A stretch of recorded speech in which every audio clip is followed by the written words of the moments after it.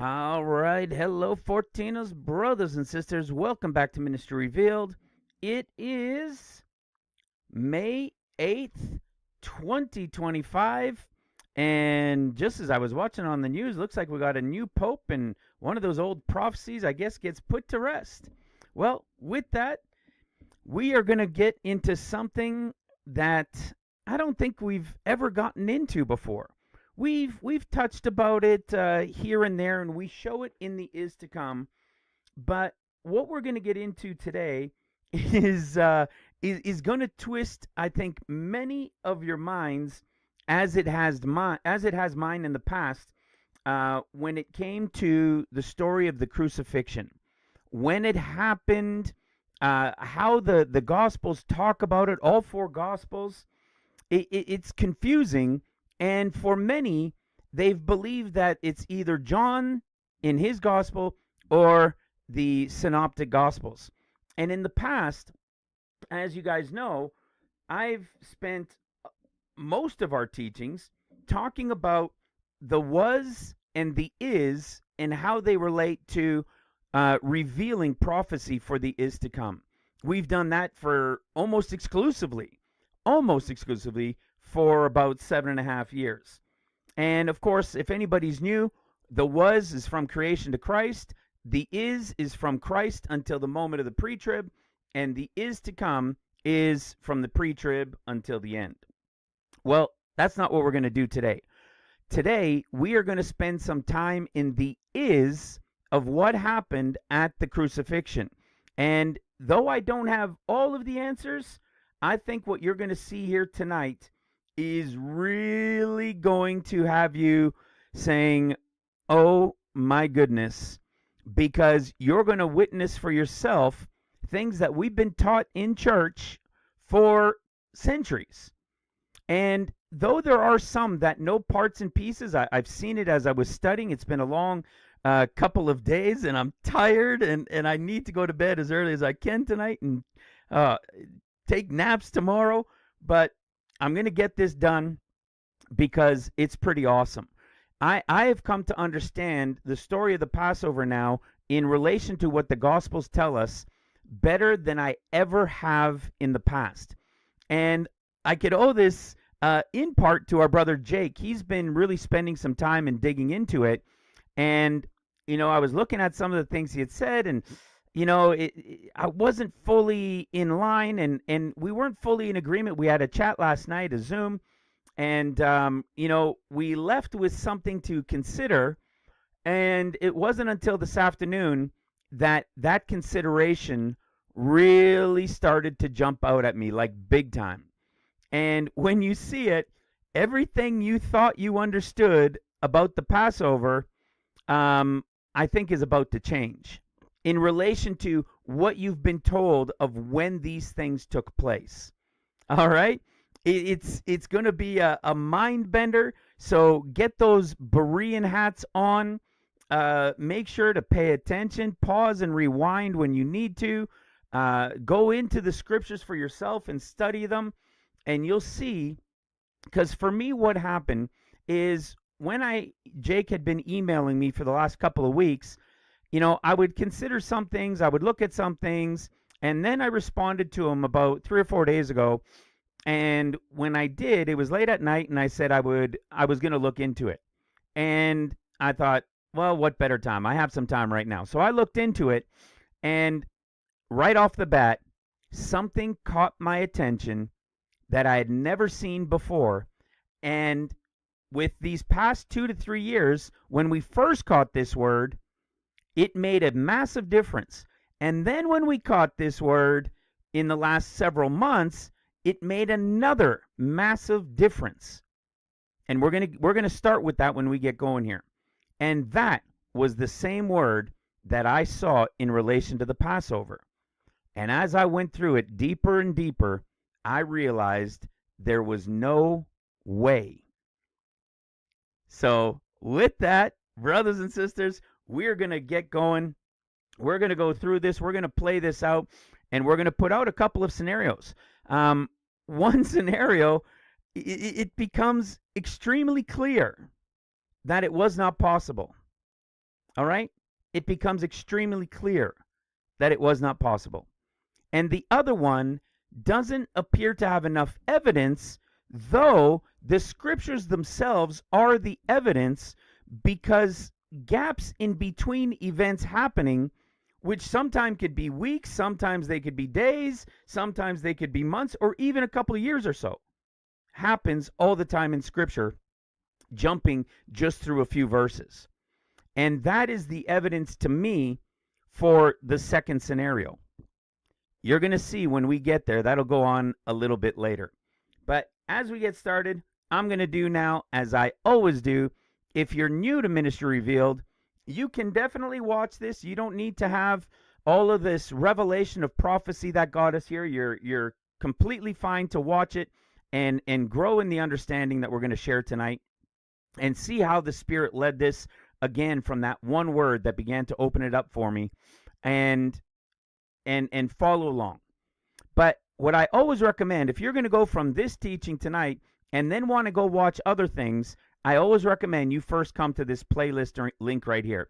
You can either go to ministryrevealed.com right here, and from the menu click the intro and watch the first 4 teachings there. It's got a one-click download, so if you want to download it to device and watch it at any time, you can do that. From YouTube, you come to this playlist and you click on this intro series right here. This intro series is this right here. There's 15 teachings in it, but that's not what I'm recommending. It's just the first 4. This first one here, Intro to the Gospels, is called Intro to the End Times Revelation. This is a 22-minute intro to what the next 3 are going to go into. So it just lightly gets you going into it, so that you're not just like, what? And then when you get to the second one is about who the Gospels are speaking to. It's a 30-minute Bible study that you can follow along with and go to the scriptures yourself and track and see. If you've ever questioned reading the scriptures and seeing that, especially within the Synoptic Gospels, the differences that happen in relation to the same stories that don't line up, and we've all been told that it's just perspective. And sure, within the Gospels themselves, there's a perspective, but what they really are is prophecy. And we have proven that here dozens and dozens and dozens of places all throughout the Gospels, that the differences within the Gospels reveal prophecy. And that's what this 30-minute intro is going to begin to give you insight into. One great example I often use is if you go to the time of the crucifixion, when Jesus is arrayed in a robe before the cross. Most people, because they always read from Matthew and they don't pay as much attention to Mark or Luke because they think it's all just the same thing, they think he was just arrayed in a scarlet robe, right? Yet, if you go to Luke, it says that he was arrayed in a gorgeous robe. The gorgeous word in the Strong's is white, radiant, beautiful, gorgeous, okay? It's like a bride. If you go to Mark, he was arrayed in purple. And if you go to Matthew, he was arrayed in scarlet. It just so happens that if you go to the book of Revelation, the woman riding the beast is arrayed in purple and scarlet. So what are the chances that there's a relation within Mark and Matthew's time being to tribulation? Well, not only is it very good, it's absolutely going to be the case. So what does that mean? You're going to see that Luke is the pre-trib bride of Christ. Mark is speaking to the world of Gentiles that are grafted in with the house of Israel. And then Matthew is to Judah, the house of Judah. And what it reveals is pre, mid, and post are all true. It will blow your mind. This is just a soft 30-minute intro into that. The next teaching is what we call the revelation of the 14 years. What you're going to find out is once you understand the differences of who the Gospels are speaking to for the prophetic, you're going to realize that the end of days is not 7 years, but 14 years in a small period of time, which is 50 days, called above. In Luke, it represents the above. The pre-trib goes first. There's events for 50 days. Then you have 7 years of seals, and 7 years of trumpets. Why does the world only see 7 years? Well, I'll explain that in a moment as well, briefly. So this is just a 30-minute intro, lightly leading you to show you where these things are revealed. But we've got 3-hour teachings on each of these, more than one of them. So we have proven this out, and we can do it all the way back to the story from the beginning of the creations. Okay? But now, if this is true, how was it all missed? Number one, it wasn't yet time to make it known. Okay?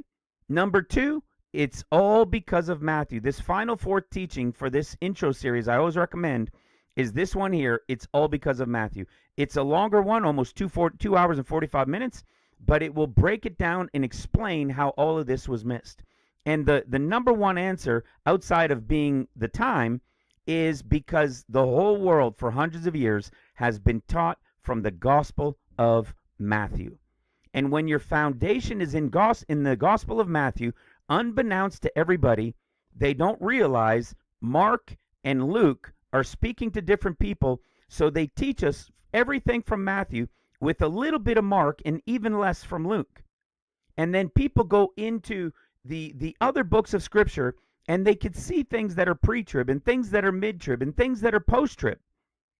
And then they dispute and they argue over it. Once you realize there are 3 portions, Luke, Mark, and Matthew, in the 14 years and above, you'll realize the understanding of pre, mid, and post. And as you go into more of these teachings, you'll find it here in this one. You'll see the discourses revealed like never before. The tribes in the wilderness will be revealed. The 7 churches of the end of days will open up, and it will blow your mind. So these are the first 4 that I always recommend. You can do it, like I said, they're on YouTube right here, or you can go to ministryrevealed.com and watch from there. All right? So with that, brothers and sisters, sip of coffee and time to get the party started. And I'm telling you, prepare your minds, get ready, because this is going to be jarring to many, most, if not all, at least to one level or another, because we've never been taught this.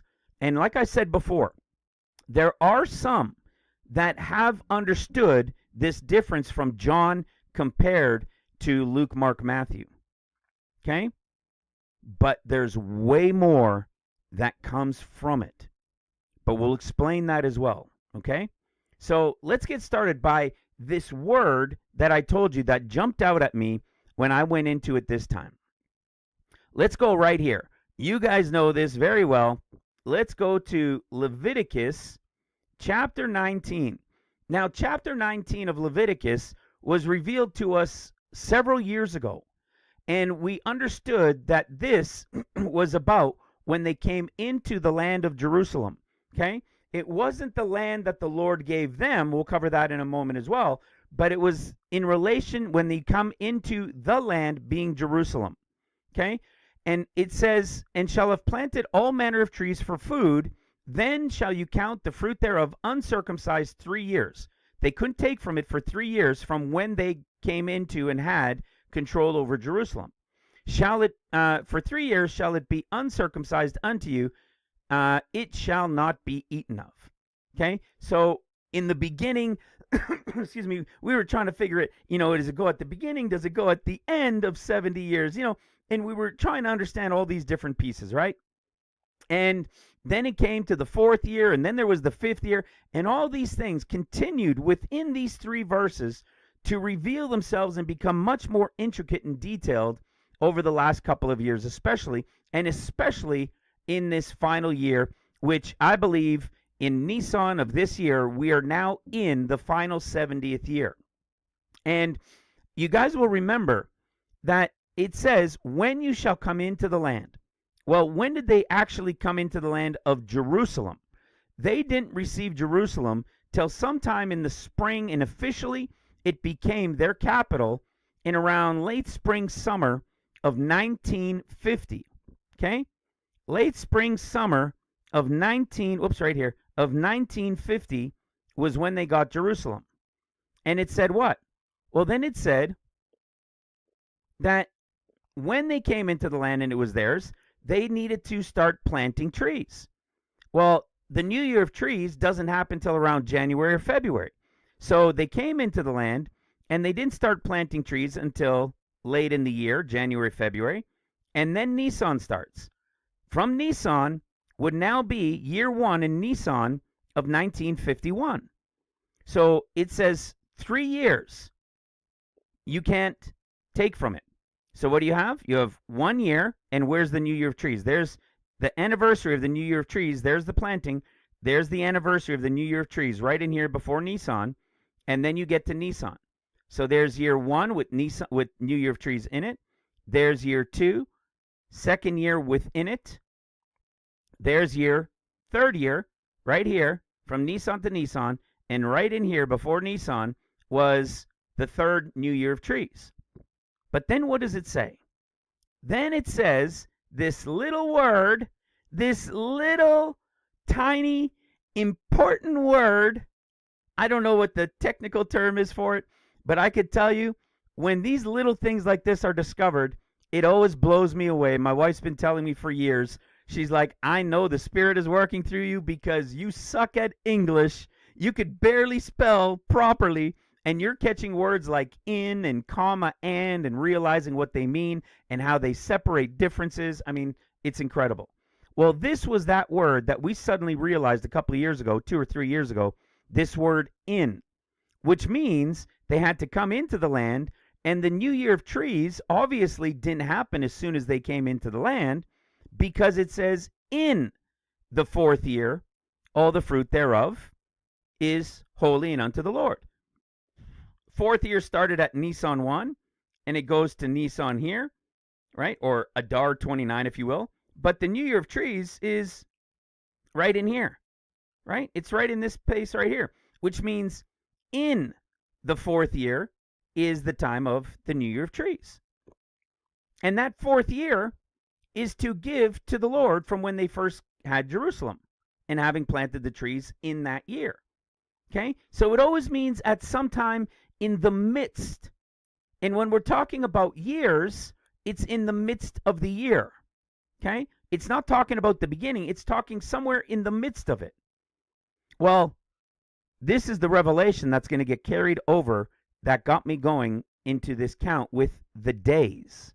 And it's really going to shock you.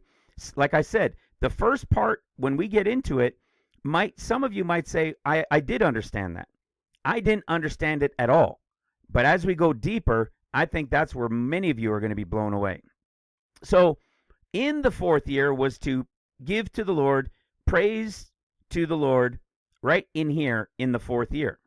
But then what does it say about the fifth year? We recently covered this, right? This is what got us to this year being the final 70th year. And we know why 70 is so important.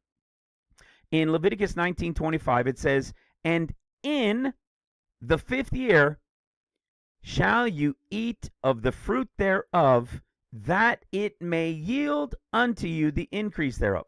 So you had to do all of these things, including this, so that from that time forward, it would continue to give you the increase thereof. Which means they also had to fulfill this, which means in the fifth year, they had to eat from the fruit thereof, that it may yield unto you the increase. This is the year count that had to be added right here, this fifth year. And in the fifth year, so right in here, before the end of the year, sometime in the midst, in this case, we know because it's the New Year of Trees, they had to then eat the fruit thereof. Okay? And then what happens? From Nisan, from the end of the fifth year, Nisan now starts what? 70 years. And where does it take us? As you guys know, it takes us to 2025 to 2026 Nisan, the end of 70 years, and the 14 years begin. What comes before? The 50 days come before. Okay? Things that we've broken down. So what was the big deal with this? Why am I showing it to you? because it was the first time we discovered the importance of this word in the year. The only way it could have been in the fourth or in the fifth is if when they came into the land, within the midst of the year, they had to then plant, and then the year came to an end later, and from the next year forward began year one, because they had to come into the land and then plant trees. That's the only way you're going to get in the fourth and in the fifth. Okay? So it was a big deal. Well, then what happened? Well, then just over the past 3 months or so, we got the revelation, maybe a little bit longer, right? But I think it was this year, not prior. We then got this, the word in. We finally came to realize that Leviticus 25, verse 2 said, when you come into the land, is that it? Nope. Which I give you. So what land did he give to them? Israel. Jerusalem is a count on the Nisan side. Israel is a count on the sowing and reaping side. The land that he gave them was the land of Israel. And when did they come into the land? They came into the land, Leviticus 25:2, excuse me, they came into the land right here in May of 1948. Okay? In May of 1948. And what did it say when they came into the land? 6 years they were to then sow, and then the seventh would be the Sabbath. Okay? Well, it just so happened in this count, as you guys recall, in this count, the reason this count is here is because it was a count all the way back from the birth of Christ and to when he declared the Jubilee in his ministry. We tracked that count, and it fell right in line. How do we know it falls in line? Because they came into the land in May 1948, okay? May 1948, and it said, then what did they have to do? When they came into the land that he gave them, they were to now start sowing. Well, guess what? There's the sowing. Just several months later, it was now time for them to start sowing and reaping, 6 years until the seventh. We followed this all the way through on the sowing and reaping side of years. This is a regular Nisan to Nisan year. This is a Tishri to Tishri year of sowing and reaping. And we tracked this all the way through. And what do we know? We know that at the end of it, we should have a Jubilee at the end of the 14 years on this side. And we know what happens in the first part of the Jubilee, so that the 14 years is also finished on this side when they, in Leviticus 25:13, in the year of Jubilee, which means not at the beginning, but in the midst of the Jubilee year, every man would be returned their possessions. And we found out that that equaled, on the Nisan side, the end of 14 years and above, when Ezekiel 48, when they will all return and receive their portion of land, which is exactly what it was talking about here. In the Jubilee, when they would return and each would receive their portion of land. Okay? Now, why do I bring it up? In relation to the sowing and reaping for Israel on a Tishri count, well, you'll recall this word that was again realized just a few months ago in Leviticus 25, verse 4. Listen to this. But in the seventh year shall be a Sabbath of rest unto the land. You will neither sow nor prune. No sowing and no reaping. But when does this no sowing and no reaping start? In the seventh year. If it's no sowing and no reaping in the seventh year, they came into the land, they started sowing and reaping 1, 2, 3, 4, 5, 6, and then it says in the seventh year is a Sabbath of rest. Well, how could you have a Sabbath of rest starting in the middle of a sowing and reaping year? Obviously you can't. So what was it saying? It was from the seventh year when you came into the land. You see? So they came into the land, they started sowing and reaping. They came into the land in year 1, 2, 3, 4, 5, 6. This is the seventh year from when they came into the land in 1948 And what does it say? In the 7th year shall be a Sabbath year of rest, no sowing and no reaping. Well, what was it? So what is it? It's in the midst of the 7th year. There'll be no sowing and no reaping for that year. Okay? So this became a big deal and helped us finally realize that this count was unequivocally in order now. With all my heart, I believe it is unequivocally in order. Not only did it line up for the land which is Jerusalem in the 70-year count, but it literally equaled from the time of Christ, continuing a count of 6 and 7 years, and the Jubilee all the way through, that it just so happened they landed in a year 1 starting, and it would then be the time of sowing and reaping. Which means, do you understand what that means? It means this is the only year, this right here, when they came into the land in 1948, and then started sowing and reaping. Do you realize if we go one more year, then this would be when they came into the land? That's impossible. If it was 1 year before, it would have been the 6th, and it wouldn't have lined up with the count all the way from Christ. If we didn't understand on the year side of Nisan, if we didn't finally understand this final 5th year, we would have fallen one short, and it wouldn't have made sense on the 70-year side. This is the only year that we are currently in where it all lines up. And what helped us to understand it? What was the key word in all of it? In. This was only one of the ins here. Of course, there was more, right? How about this?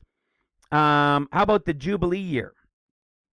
In the Jubilee year, so Leviticus 25:13 that we just talked about a moment ago, look what it says. In the year of Jubilee, you shall return every man unto his possession. At the start of the year, at the Jubilee, on the Jubilee? No. In the year of the Jubilee. Whenever there's the word in, means it's not the start of it, it's not the whole of it, it's in the midst of it. And we understood that because when we revealed the differences between remember the open books, right? The chapters to years, what confirmed, what was a big confirmation of it was, of course, the book of Ezekiel, and the book of Ezekiel pointing to the end of the 14th year right here as chapter 48 to begin this next year. And what did it say? Every man was receiving their own land, which was their promise. And what would that be? In the Jubilee year. So we have in the Jubilee year that lined up to the open books and the chapters to years that we had for years. We see that it has to be a Tishri before Nisan. And when we did this count, we did it all the way from when they received Jerusalem as their capital, from when they came into the land of Israel, and these counts were correlated all the way back from the time of Christ's ministry. That is awesome. And these are the types of things that should remind everybody to get excited. Yes, there's going to be ups and downs of life between now and the time we're looking, but be excited. Remind yourself of what you know and what we've been revealed, because it's a big, big deal. All right? So now, what are we going to go into? And you're going to understand why I wanted to bring up the whole in. Okay? We're going to go into this right here. We are going to go into the Passover week, which for the record, I always thought Passover was one day. It's not. Okay? There is a day called the Lord's Passover, but the entire week of unleavened bread, the 7 days, is the Passover. Yes, you heard that right. All 7 days are the Passover, and I'm going to prove it to you not only with wording, but with what the text, not I should say, not only tell us in the Gospels, but what the law itself tells us. Are you ready for this? Watch this. Let's go to Leviticus chapter 23. Let's go to our eSword. This, by the way, is a program I use called eSword. So you can download KJV Plus and all sorts of different Bibles and the Strong's Concordance with it, so it's at your fingertips. This is a major piece that helped grow my understanding over the last 7.5 years. This is the multiplier in your understanding, to understand what words mean and what the root word comes from, and give you greater definition and understanding. Okay? So let's go. And no, I'm not sponsored by them. I've just been using them since before day one. Okay? So now watch this. Let's go. I mean, I got to tell you guys right off the bat. I know I said it at the beginning, but get ready. Okay? Be ready to hear things you haven't heard before. Get ready to scratch your head. Be ready to pause and rewind, because we're going to go into some weeds here. All right? So here we have again, just like the years. Remember what I said, what we showed in years, because of the word in, we're going to show in days. Okay? We have 6 days, but the 7th day is the Sabbath of rest, a holy convocation. That's not very hard to figure out, is it? So if we can understand where the Sabbath is, then we should be able to understand the closer time frame of Passover, maybe. Well, watch what happens first.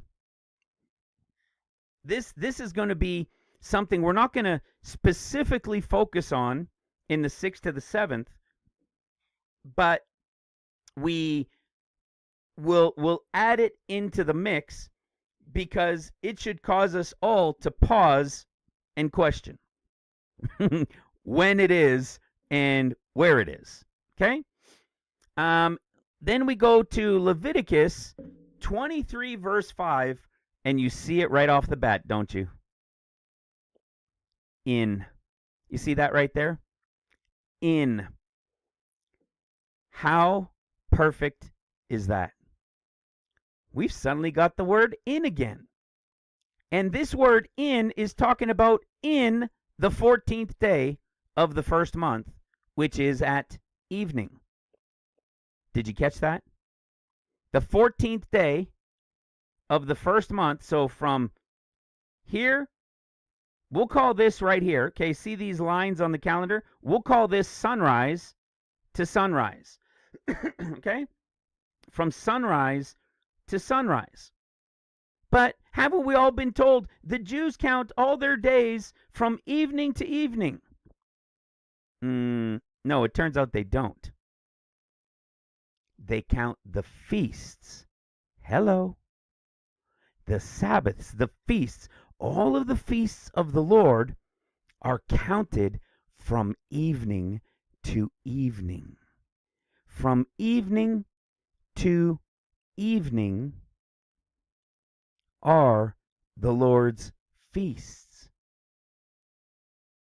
That, right off the bat, had never dawned on me before. In fact, it hadn't dawned on me so much that I went to go look it up. And when I did, just to see, in the Bible, the 6th hour refers to around noon, 12 p.m., according to the Jewish system of timekeeping, which starts the day at sunrise. Wait, the Jews start their day at sunrise? That's the start of the day? From sunrise to sunrise? Yep. Can we prove it? I just did. In the 14th day of the first month at even, okay? At the evening, at the dusk, at the going down of the sun. The only way it could be in the 14th day is if it started with sunrise. Sunrise to sunrise. which means here's your 14th day, sunrise to sunrise, in the month of Nisan, month 1. Which means this is the time of the Passover. Okay? That's the time of the Passover. We're going to touch on some things. You see, I went to go look up at Moon Giant to find out the times of the moon. They call it new moon. This isn't new moon. This is dark moon. So March 29th was dark moon, and March 30th was about 3% visible of the moon, which means they would have seen the crescent on the 30th. So that means this is day 1.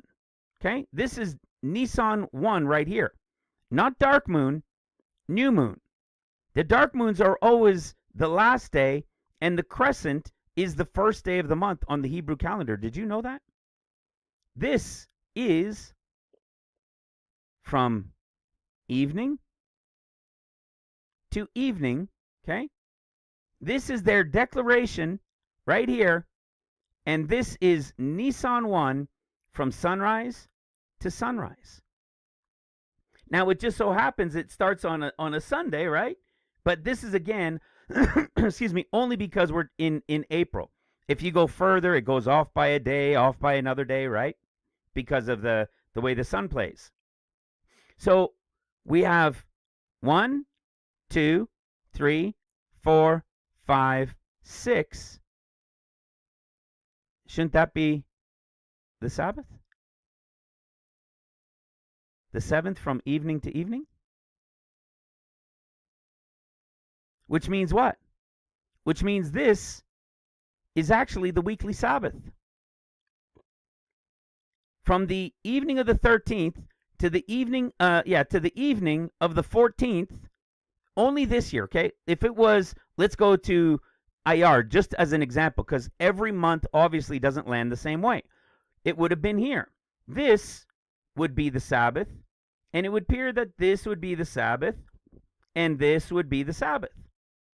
I used to say the 8th, 15th, 22nd, and 29th. But we could prove the moon, and this is Nisan 1, 2, 3, 4, 5, 6, 7. Well, wait a second. What did Scripture say about the Sabbath? 6 days, and the 7th is a Sabbath. And you're going to see that the feasts and the holy convocations of the Lord happened from evening to evening. Which means, if this is the 7th, and it goes from evening to evening, this is the Sabbath. That doesn't sound too hard to understand, does it? But it certainly had me scratching my head. I'd always said it wasn't from day 1, but from day 2, because I always thought day 1 was where the dark moon was. And when I went and looked it up, compared to the Hebrew calendar, the dark moon is always the last day of the month. And the first day of the month is the crescent moon. What? So what we find out is it said 6 days, and the 7th is the Sabbath, which means this is the Sabbath. Which means from Nisan 13 to Nisan 14, from evening to evening, this is what? This is the Sabbath, brothers and sisters. This is the weekly Sabbath. It just so happens, I want you to remember this. It just so happens that, yes, the Jews would say, see, this is the Sabbath. It's a Friday to Saturday. It's only landing like that in April this year, okay? Some months it does, some months it doesn't. If we come, like I said, into May, and we know that this is the crescent moon, and this is dark moon, you come to the crescent moon, this is 1, 2, 3, 4, 5, 6. This is the true Sabbath. This is the true Sabbath. Was it rocket science? Was this a big fancy mystery? No. It said 6 days and the 7th is the Sabbath. And they go from evening to evening on all the Lord's holy convocations and feasts. Which means this was the Sabbath before Passover this year. Well, then when was Passover? For those of you who have been around with the ministry for a while, you'll remember I used to think this was the Passover.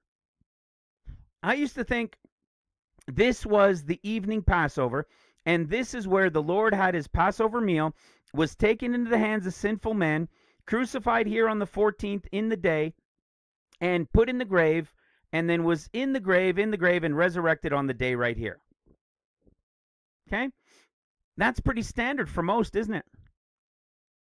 It's pretty standard. But it's wrong. This, the evening of the 13th to the evening of the 14th, is the weekly Sabbath. Watch what it says. Watch what it says about the Passover. In the 14th day. Where's the Passover? Not here. It's in the 14th day, and the 14th day goes from sunrise to sunrise. But when did he say the Passover was? At the start of the 14th day? No. He said at sunset. Right at the time of dusk, at the time of sunset. In the 14th day, which is a sunrise to sunrise, it says at even, or the time of evening, night, is the Lord's Passover. Is the Lord's Passover. So, we might say, okay, well, that's not a big deal. I know you used to say from here to here, Alan, but some of us, we still believe that and understood that the Passover was in the evening of the 14th. Okay? So, this is unequivocal. This is the evening of the 14th. Okay?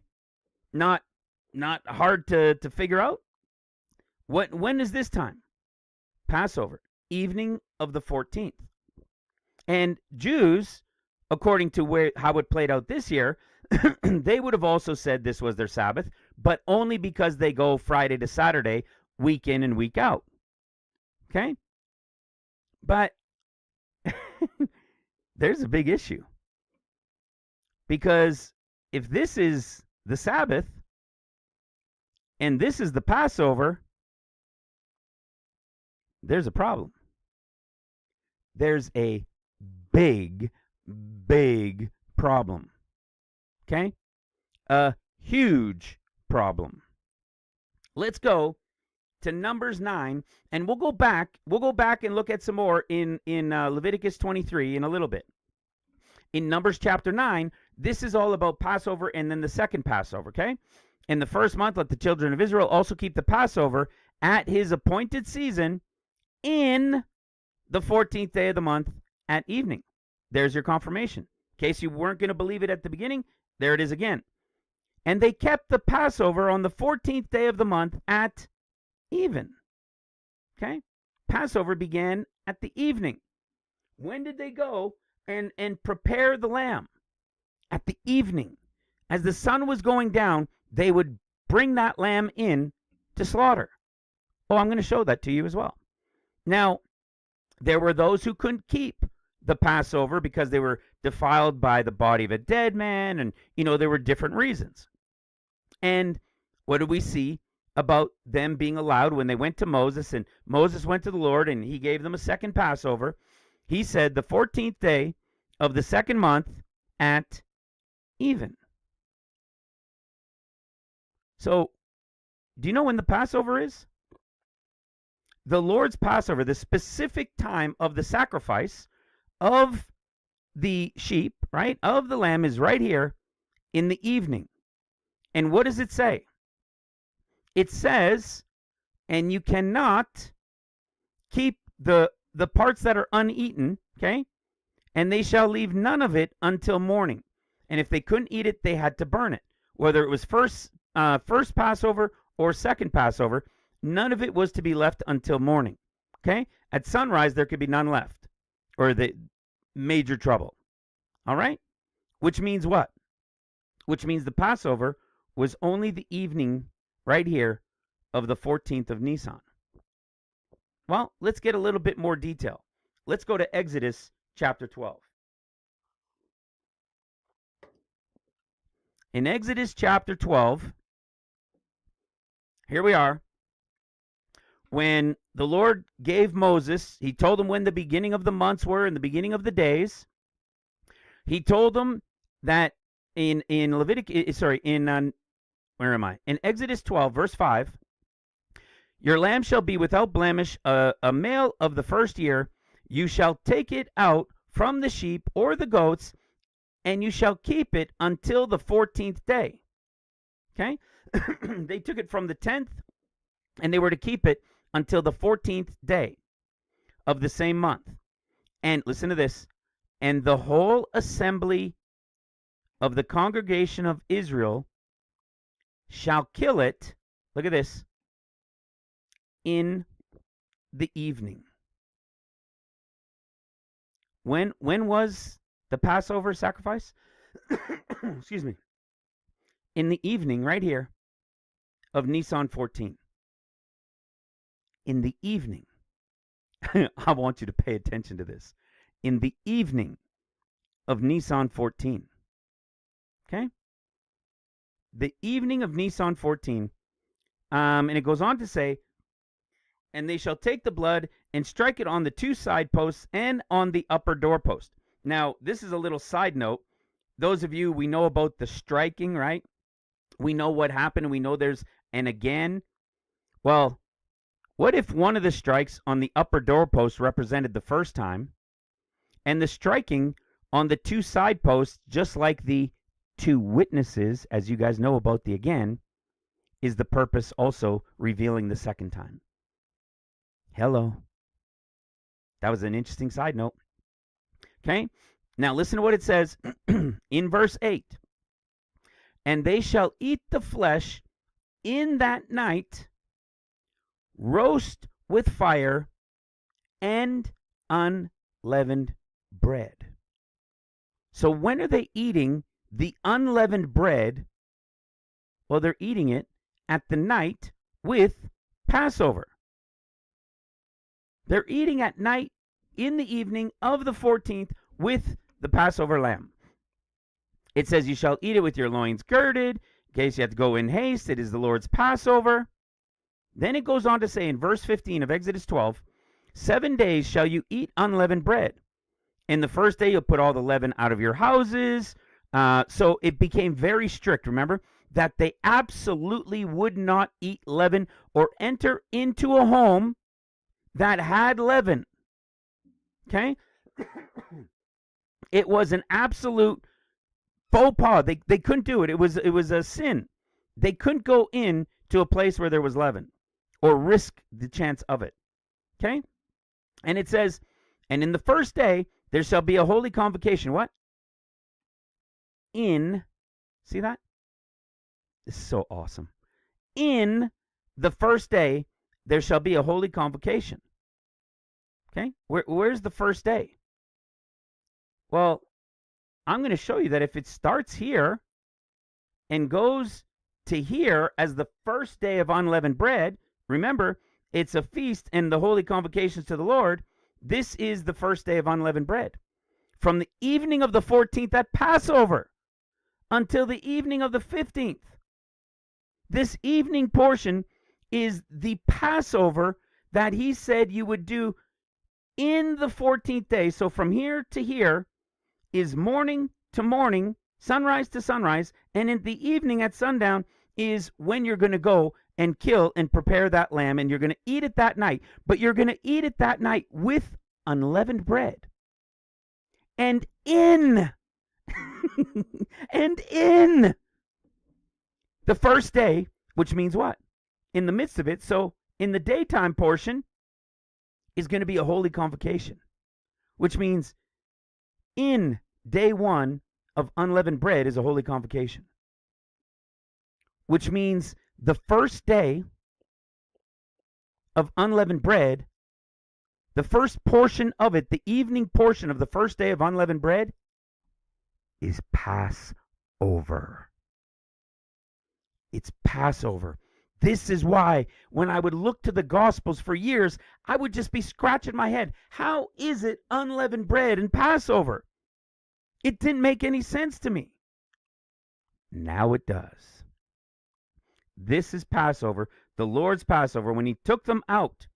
You see, and when he took them out and led them out, he goes on to say many things, but look at what comes next.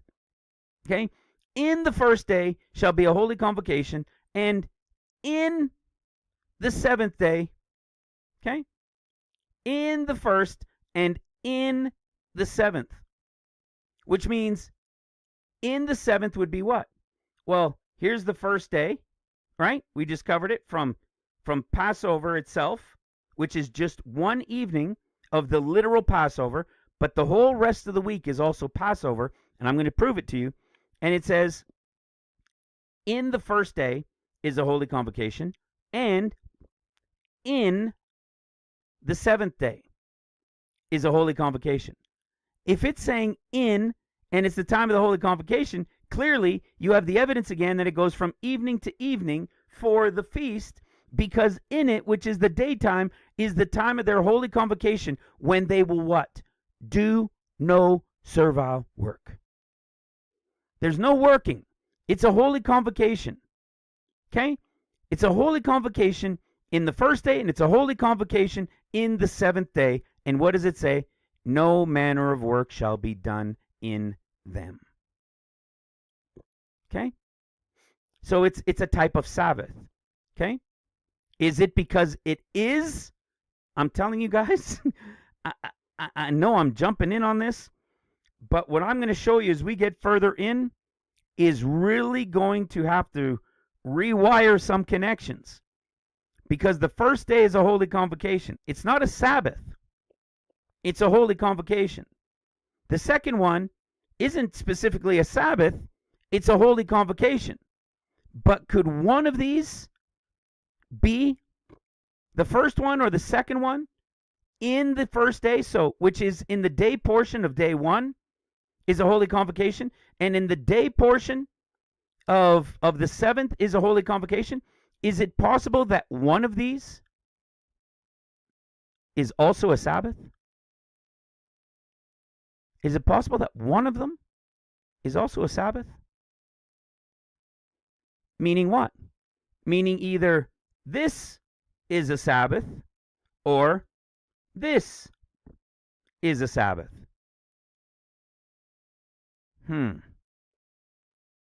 One of these two is a Sabbath. Well, didn't we just cover that the actual weekly Sabbath is right here? If the actual weekly Sabbath is right here, and this is Passover, how on earth is this a holy convocation and a Sabbath? Well, it's not. But what if we come over here?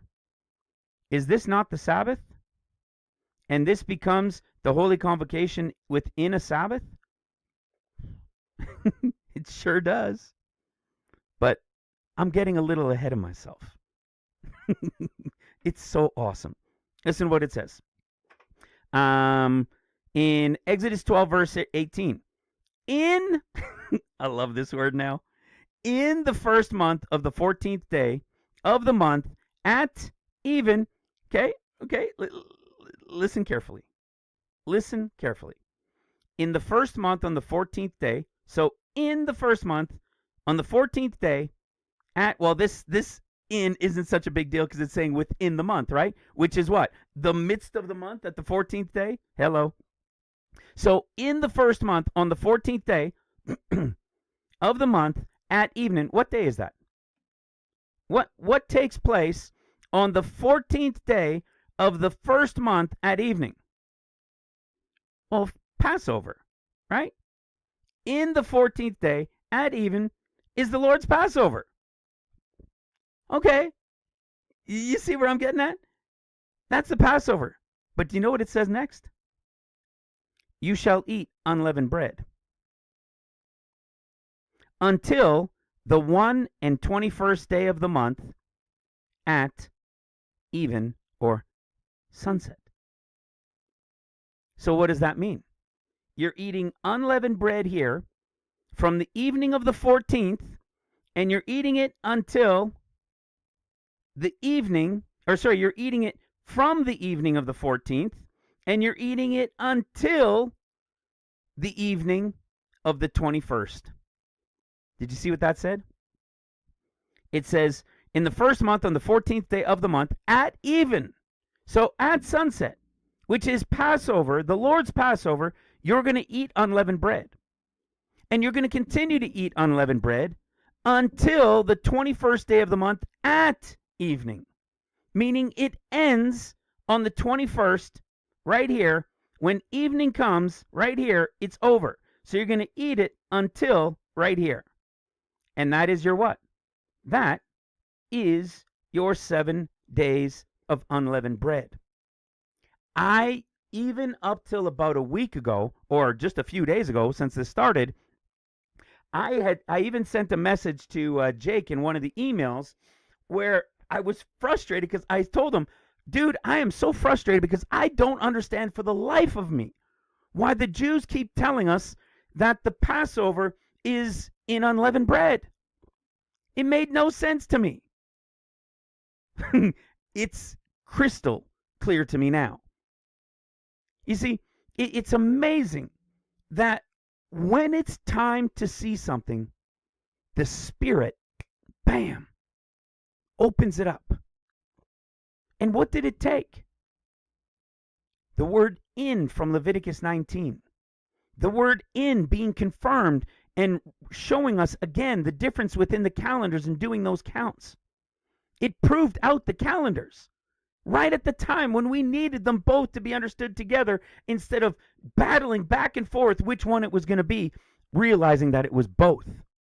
And it had to be one starting before the other. From that, this is what opened up. And when my eyes saw the in and my spirit received it, I was like, oh my goodness, this is crazy.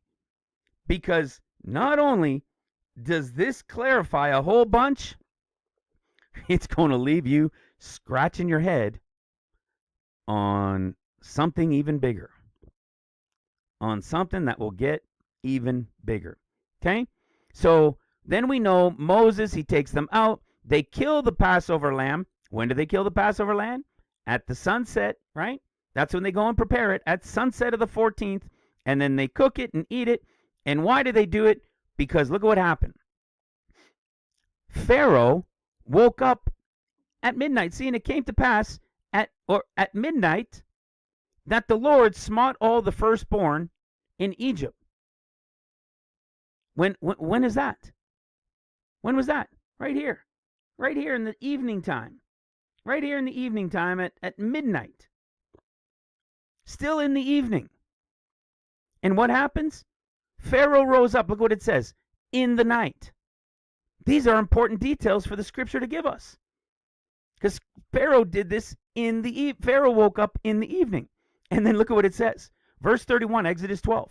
And he called Moses and Aaron by night, reassuring us and letting us know that all of this is taking place on the evening of the 14th. What does he tell them to do? Rise up, get all your people, all the children of Israel, go and serve your God. Get out of here, take the herds, take all this. They ended up giving them a bunch of jewelry and going to them, and they left what? They left that evening. That's why we see the scriptures that say you're going to observe this forever for remembrance of when I led you out of Egypt. Well, when he says he led them out of Egypt, I always thought it was the 15th. It was. Because this is the evening of the 14th from a sunrise to sunrise, which is the 14th, which is the Passover evening.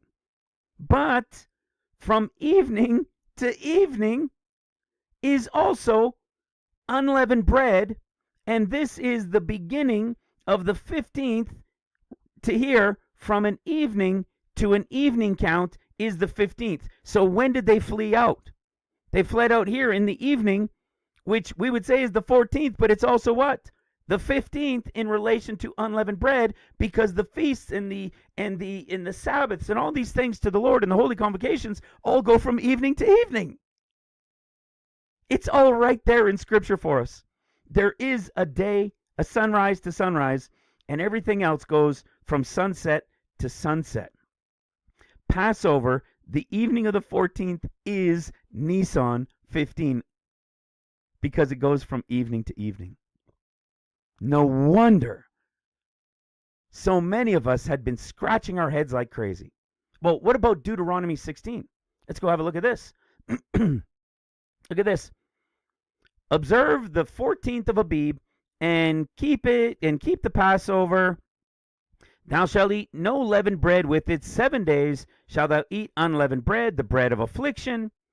6 days shalt thou eat unleavened bread, and on the 7th day shall be a solemn assembly, right? Again, the holy convocation, to the Lord thy God. 7 weeks shalt thou number, and then it goes on to the numbering, okay?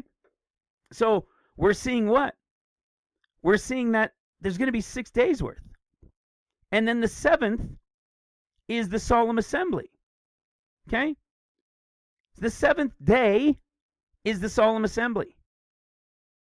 Well, when we talk about this as years, we've broken down Deuteronomy 16. Deuteronomy 16 is the revelation of the 14 years of the end of days and the Feast of Weeks as the above, which we know is going to happen 4 months earlier. Okay? But I want you to catch something. Look what it says. 6 days, and then the 7th day is a solemn assembly. Was the first day a solemn assembly? I really want you to pay attention here. Was the first day of unleavened bread, the first of the 6, was it a solemn assembly? No, it was a holy convocation in the day portion, but was it a solemn assembly? No. Why is the 7th day a solemn assembly? Because it's 1, 2, 3, 4, 5, 6 days, and then the 7th day.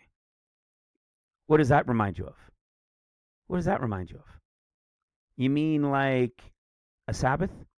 Meaning 1, 2, 3, 4, 5, 6, 7?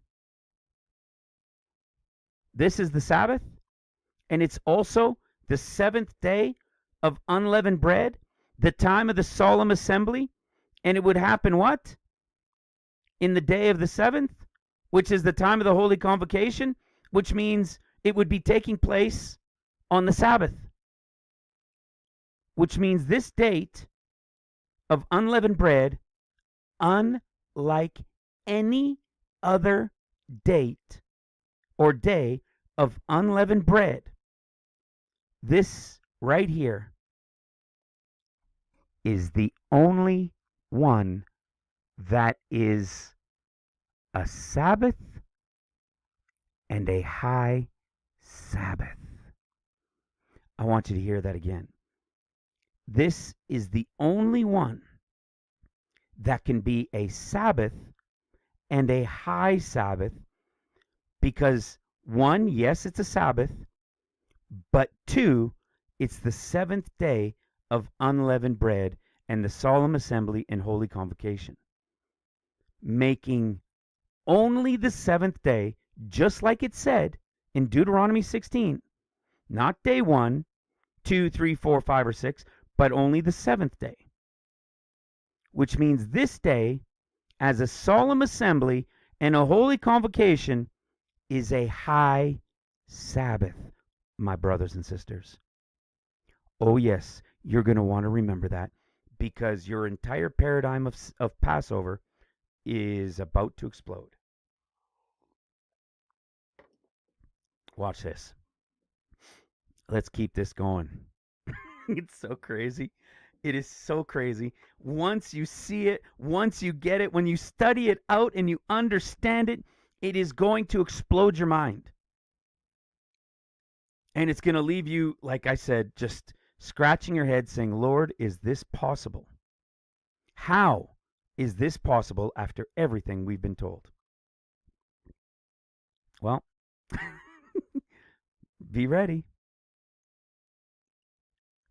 Watch this. Let's go to John chapter 13.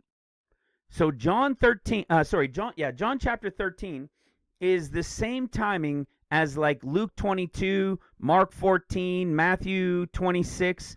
Okay, that time, not the Passover meal, right, specifically, but right around the time of Passover. And there's something that almost everybody has missed about it. John chapter 13. Listen to this. Most people believe, yes, it's the beginning, it's before Passover. But as the story goes on, people think that it's then, there was Passover there.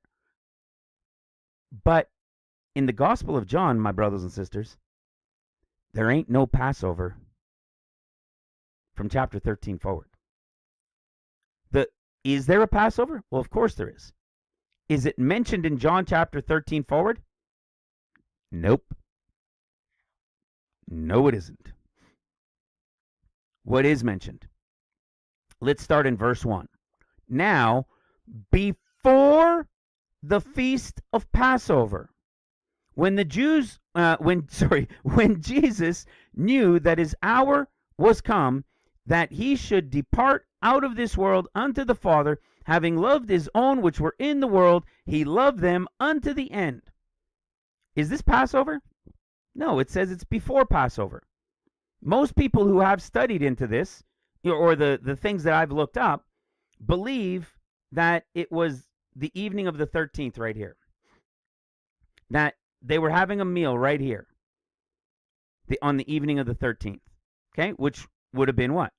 This would have been, of course, the Sabbath. They would have been having a meal right here. Okay?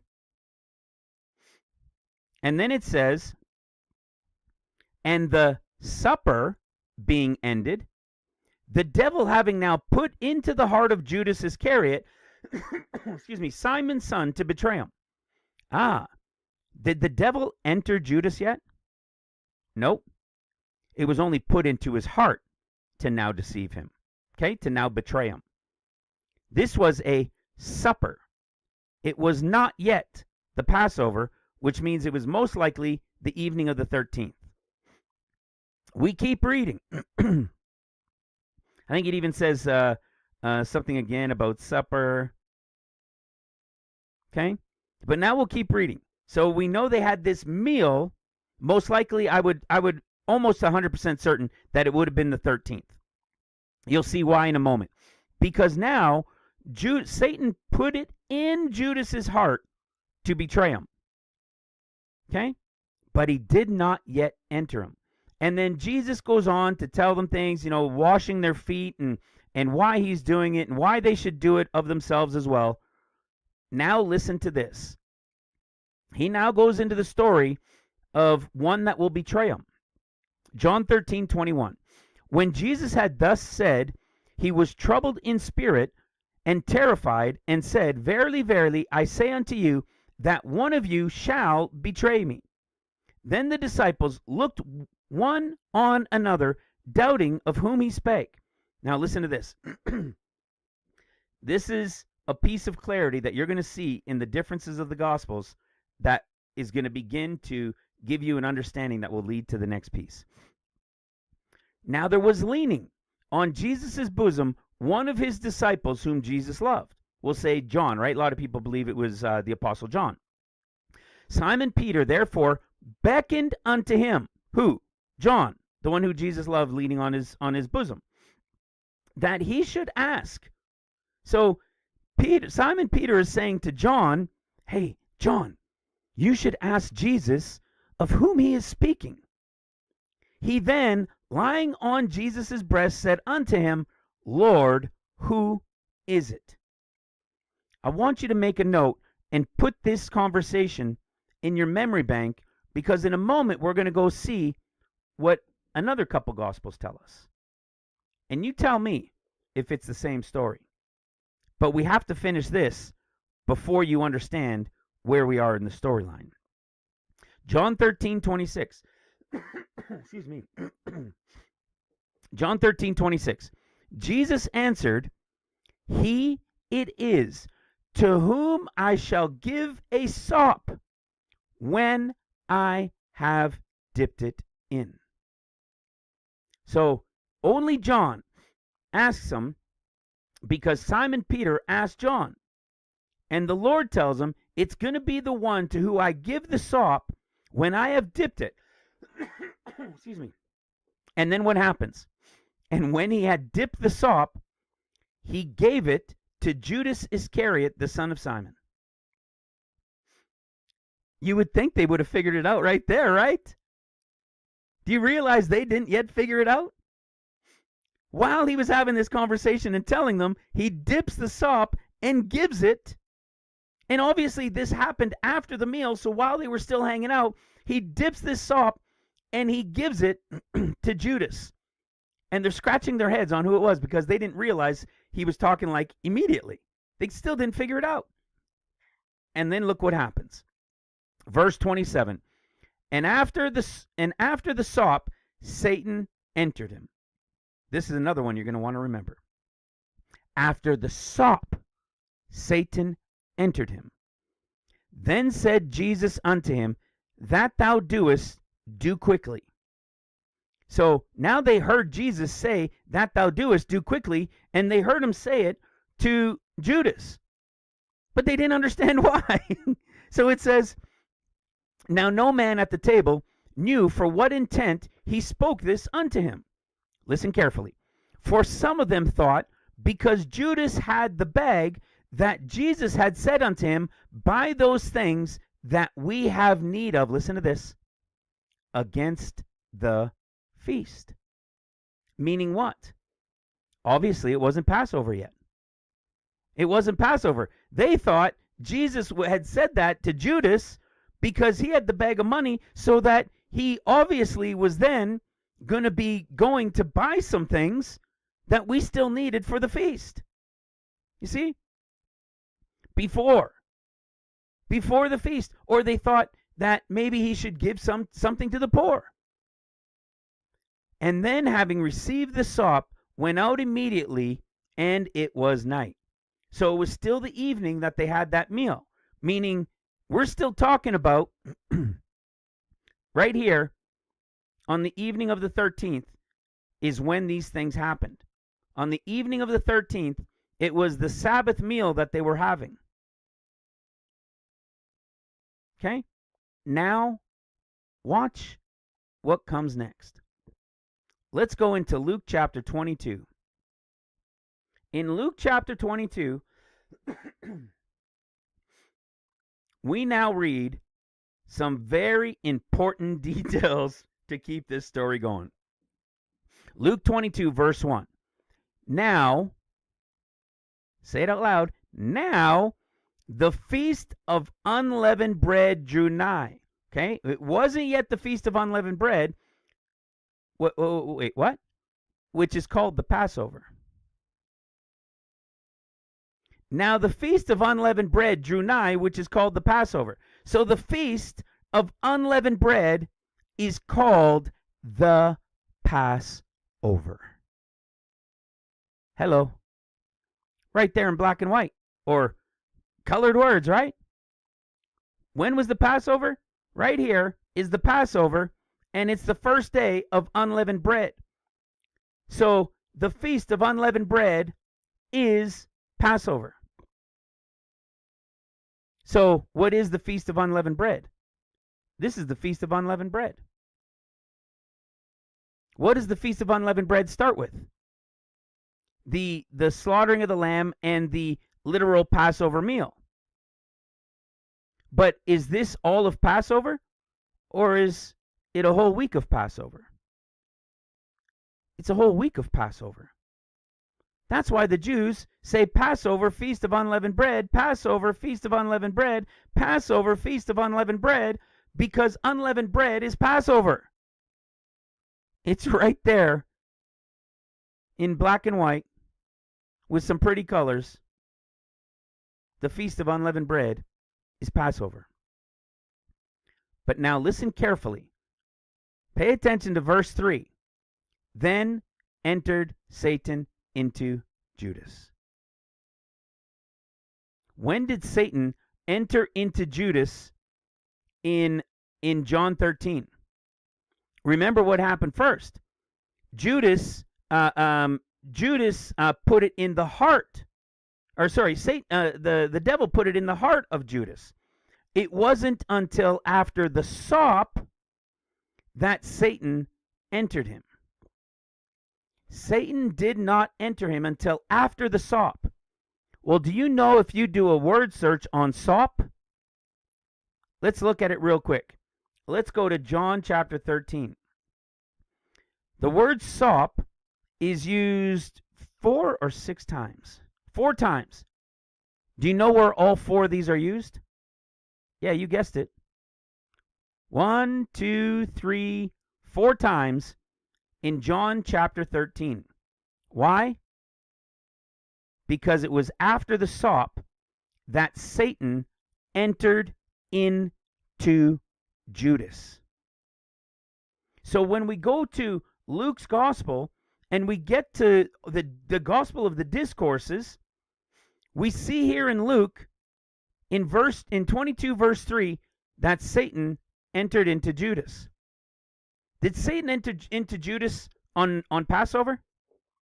Nope.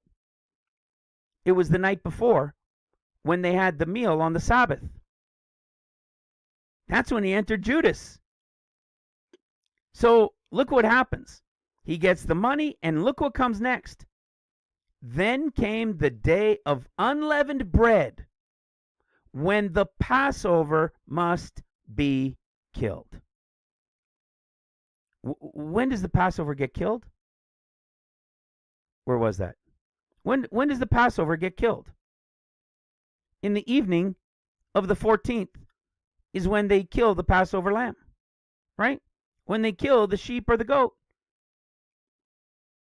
So, what do we see? What time is this? Then came the day of unleavened bread, when the Passover must be killed.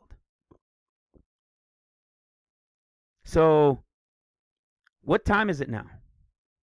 It's right here. It's at the time of evening, right here, on the 14th.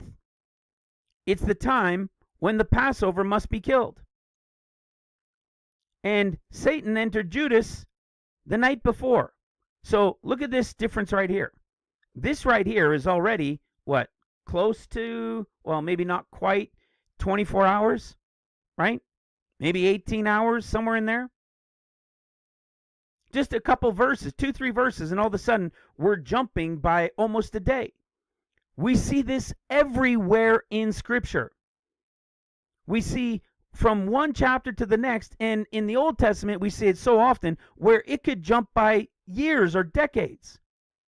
We see in the New Testament from one verse to the next could be a difference of 2 years. We see this all over the place. And it is the evidence for what you're about to see that I'm showing, that I'm building to you next, which I already started showing you. But something should start ringing out to you right now. What time is it? It's the Passover time. It's the time of Passover when they must kill the Passover. And what does Jesus say in Luke 22, verse 8? And he sent Peter and John, saying, "Go and prepare us the Passover, that we may eat."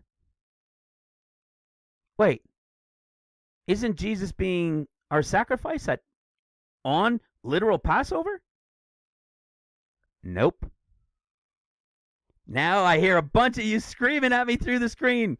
Jesus was our Passover lamb. Jesus was sacrificed on the 14th at Passover. No, he wasn't. I don't even really have to say too much. Then came the day of unleavened bread, when the Passover must be killed. That's the evening of the 14th at sunset. And he sent them out that they may go and prepare the Passover, that we may eat it. That Jesus would eat the Passover with his disciples. And he goes on, and we know the story of the is to come, right? And the man with the pitcher of water and all that awesomeness, right? And what it leads to, they go to the place, and where is the guest chamber where I shall prepare the Passover with my disciples? And he shall show you a large upper room furnished, there make ready. And what did they do? Verse 13, and they made ready the Passover. Do you know what happens when we go to Mark chapter 14? Look at what Mark says. In Mark chapter 14, we've got the 2 days before the feast of Passover in unleavened bread, okay? So it's a couple days out. And then look at this. We've got the betrayal, and here's now the first day of unleavened bread when they killed the Passover. So we just went from a few verses earlier, 2 days before, and all of a sudden, we have the conversation of Passover. How many days just passed? 2 days within a few verses. Okay? But listen to what he says here. When they killed the Passover, where wilt thou that we go and prepare that thou mayest eat the Passover? And he sendeth forth 2 of his disciples. Go to the man bearing the pitcher of water. We know this in the is to come. It is awesome, right? But we are looking tonight through the lens of the is of what happened. He says, and there make ready. So they're going to prepare the Passover. And look what happens. Get ready. You know, unless you've put a lot of thought into this and not just accepted the scenario that's been told to you, which I was part of it until this too, because I couldn't fully make sense of what was happening. So I just set it off to the side because my main focus is the is to come. It is the revelation and preparing of people for the is to come. That's what we're doing. That's what we have the revelation of. But remember what I've said in the past? The revelation of the is to come doesn't only give us clarity of the is to come and reveal understanding of the is to come. It is also, as we go through the Old and New Testament of the was and the is, we end up getting clarity and greater understanding of the events that took place based on what the revelation of the end of days revealed in the was and is. Like the whole story of the creations, right? From the gap theory to the days, which are the creation of light, to the flesh, which is all about the flesh portion, so the spirit, the light, and the flesh. How did we find that? How did the Spirit lead us to that incredible revelation? That really proved to us that all of creation is going to be 21,000 and then the 22nd thousand new beginning. Whereas the world of church will try and tell you it's 7,000 it will be total. 6,000 and then the millennial reign. No, that's only from the flesh. There was 7,000 years before that were only days.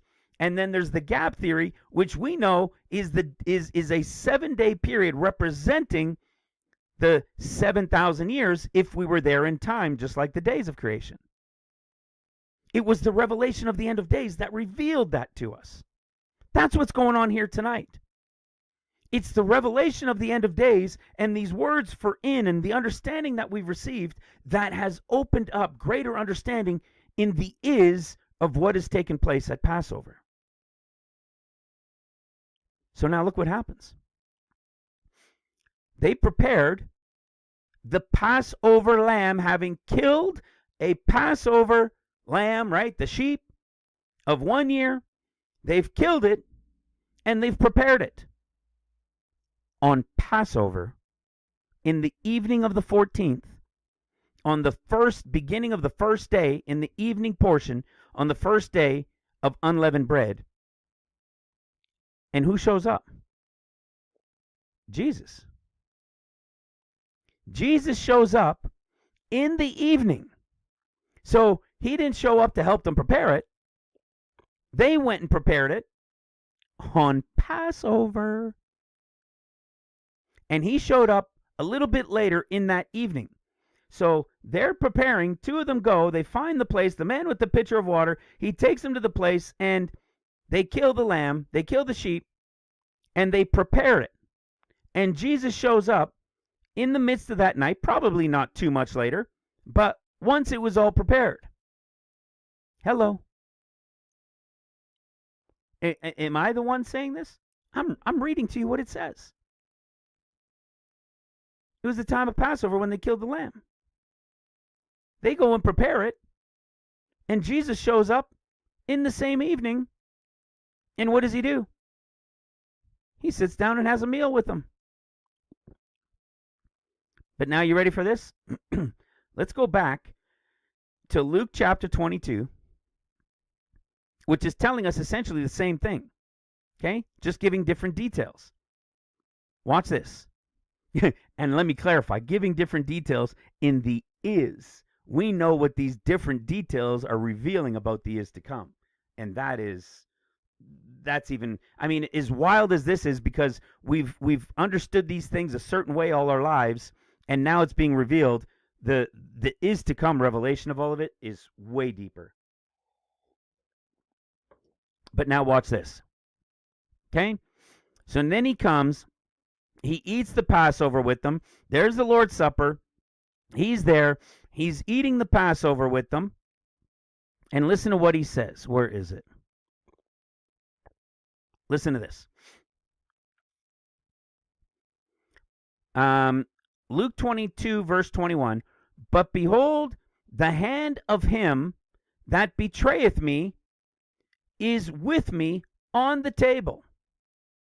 And truly the Son of Man goeth, and as it was determined, but woe unto that man by whom he is betrayed. And they began to inquire among themselves which of them it was that should do these things. And then it goes on to who's the greatest. So what if we go into Mark and see the rest of this story? You see what happened?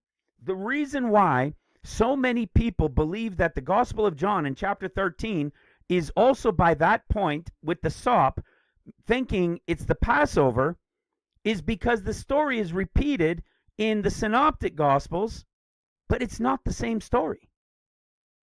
John's Gospel was the sop from the evening before, and then Satan entering Judas. When we go to Mark and Luke and Mark, and even Matthew, but it's different details, when we go to Mark and Luke, we find out that Satan entered Judas before Passover. So clearly, what's being talked about with the sop is not the same story that we're getting when the Passover comes, which means Satan, who entered Judas, was there with Judas because he was in him at the Passover meal with the Lord. Right? Because look, all 12 were there. All 12 were there. And Jesus was there having a meal, which means even though Judas had Satan enter him, he was still carrying on, thinking he was still the same old guy. Well, listen to what it says now, and you tell me if it's the same story as John. It isn't. Mark 14, starting in verse 18. And as they sat and did eat, Jesus said, Verily I say unto you, one of you which eats with me shall betray me. Listen to what the answer is. Listen to this. And they began, this is what I told you in John 13. I want you to remember what was said about the sop. He tells John, the apostle, it will be the one to whom I give the sop after I dip it. And then he dips it and gives it to Judas, and they never realized it was Judas. Judas goes out, and that night Judas is indwelled by Satan. Now the next day at evening, it's Passover. They're having the Passover meal with the Lord, and the 12 apostles are there, which means Judas is still there, indwelt with Satan. And listen to what they answer. And they began to be sorrowful, and to say unto him one by one, Is it I? And another said, Is it I? Hold on a second. Is that what we just read in John 13? Did they all come to him one by one and say, Lord, is it me? Lord, is it me? Nope. That's not at all what we read, is it? They started wondering among themselves, and then Simon Peter beckons John, the apostle, who's on the breast of Jesus, and says, hey, ask him for us who it is. So John, the apostle, leaning on Jesus' chest, says, Lord, who is it? And then he tells him it's the one with the sop. This is not the same story that we read in the Gospels, because it is not the same day. The sop is the night before the Passover, and in the Gospels, it's the story after, the next day, at the true time of Passover, while they're having the Passover meal, they each come to him. Where is it? Oh, sorry, it was in Mark. In Mark 14, they each come to him one by one, proving that, of course, it is not the same night. And we proved it, of course, just by Judas himself. Okay? So again, wait, where am I? One by one they came to Jesus, saying unto him, Is it I? And another said, Is it I? And in verse 20, Mark 14, he answered and said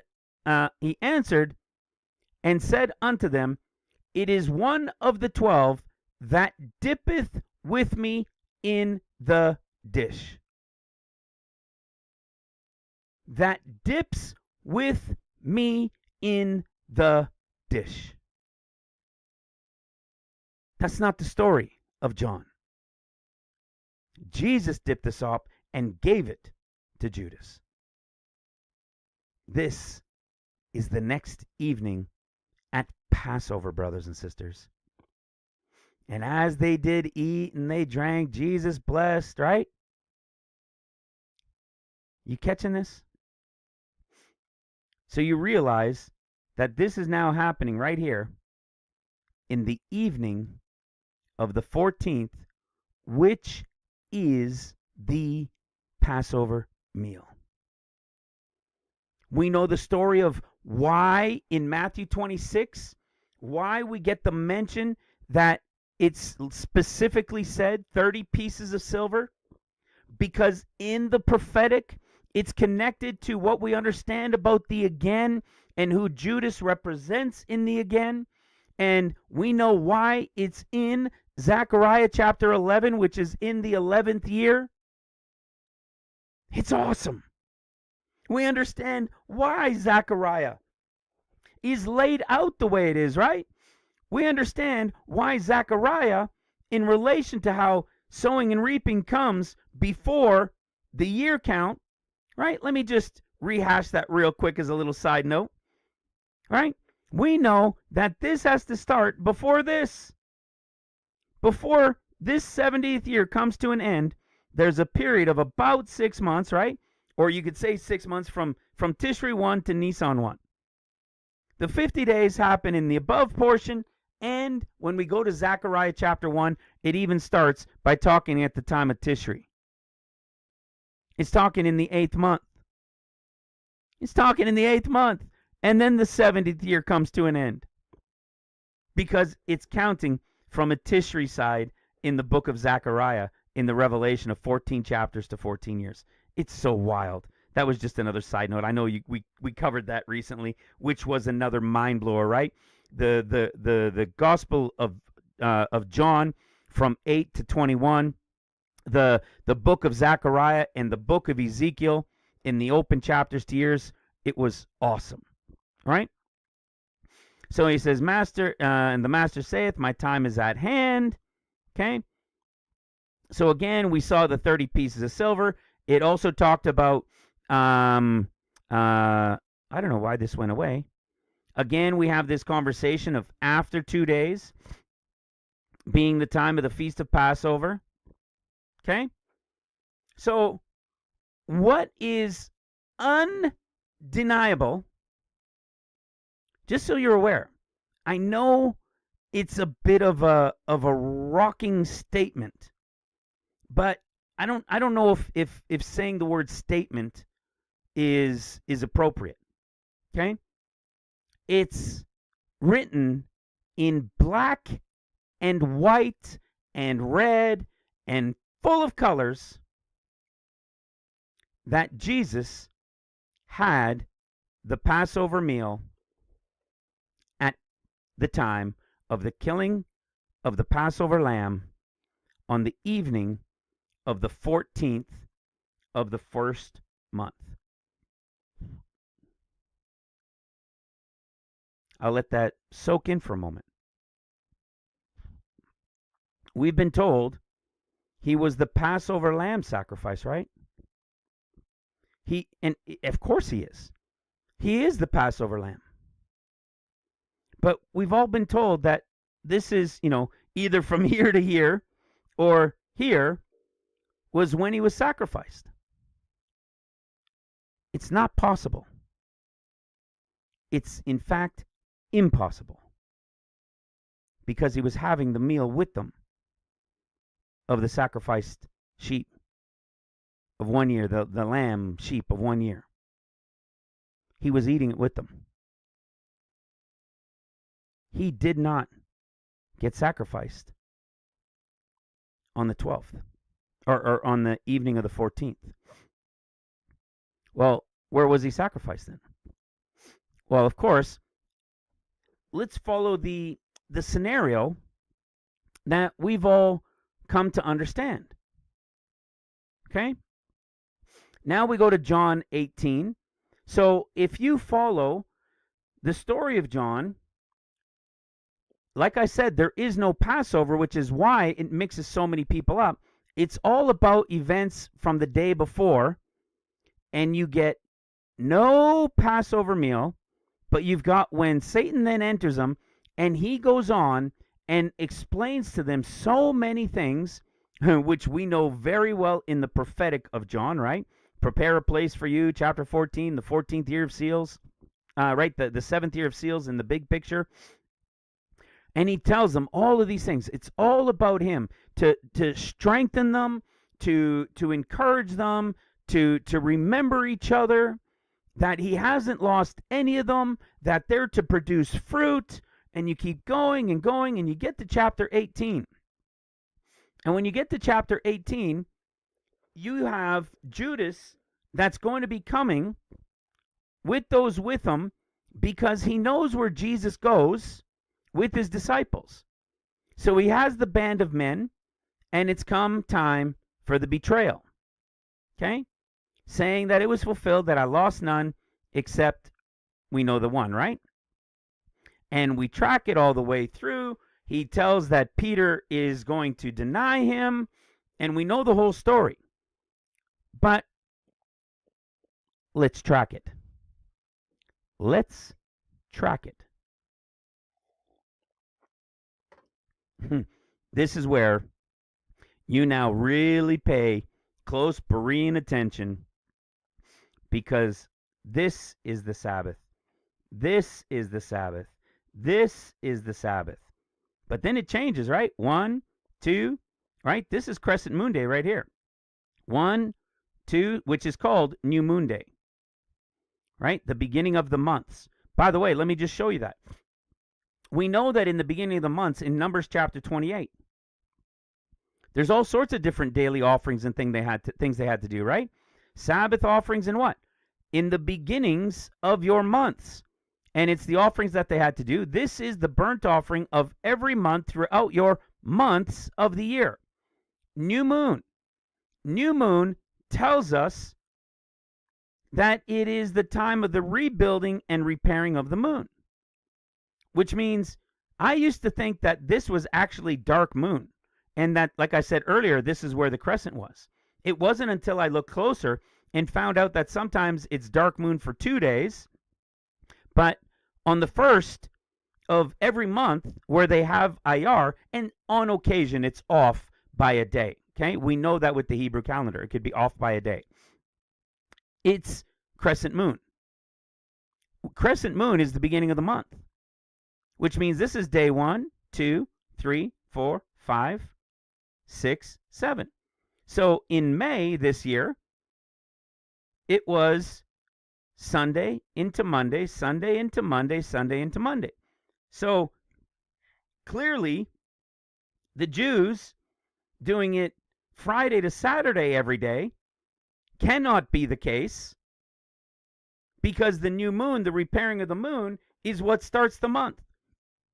Now, let me make it so obvious for you. They literally have the start of the days of their months in the right place. So if it's 1, 2, 3, 4, 5, 6, 7, why do you think they still have their Passovers here? Month in, month out, week in, week out, always and forever.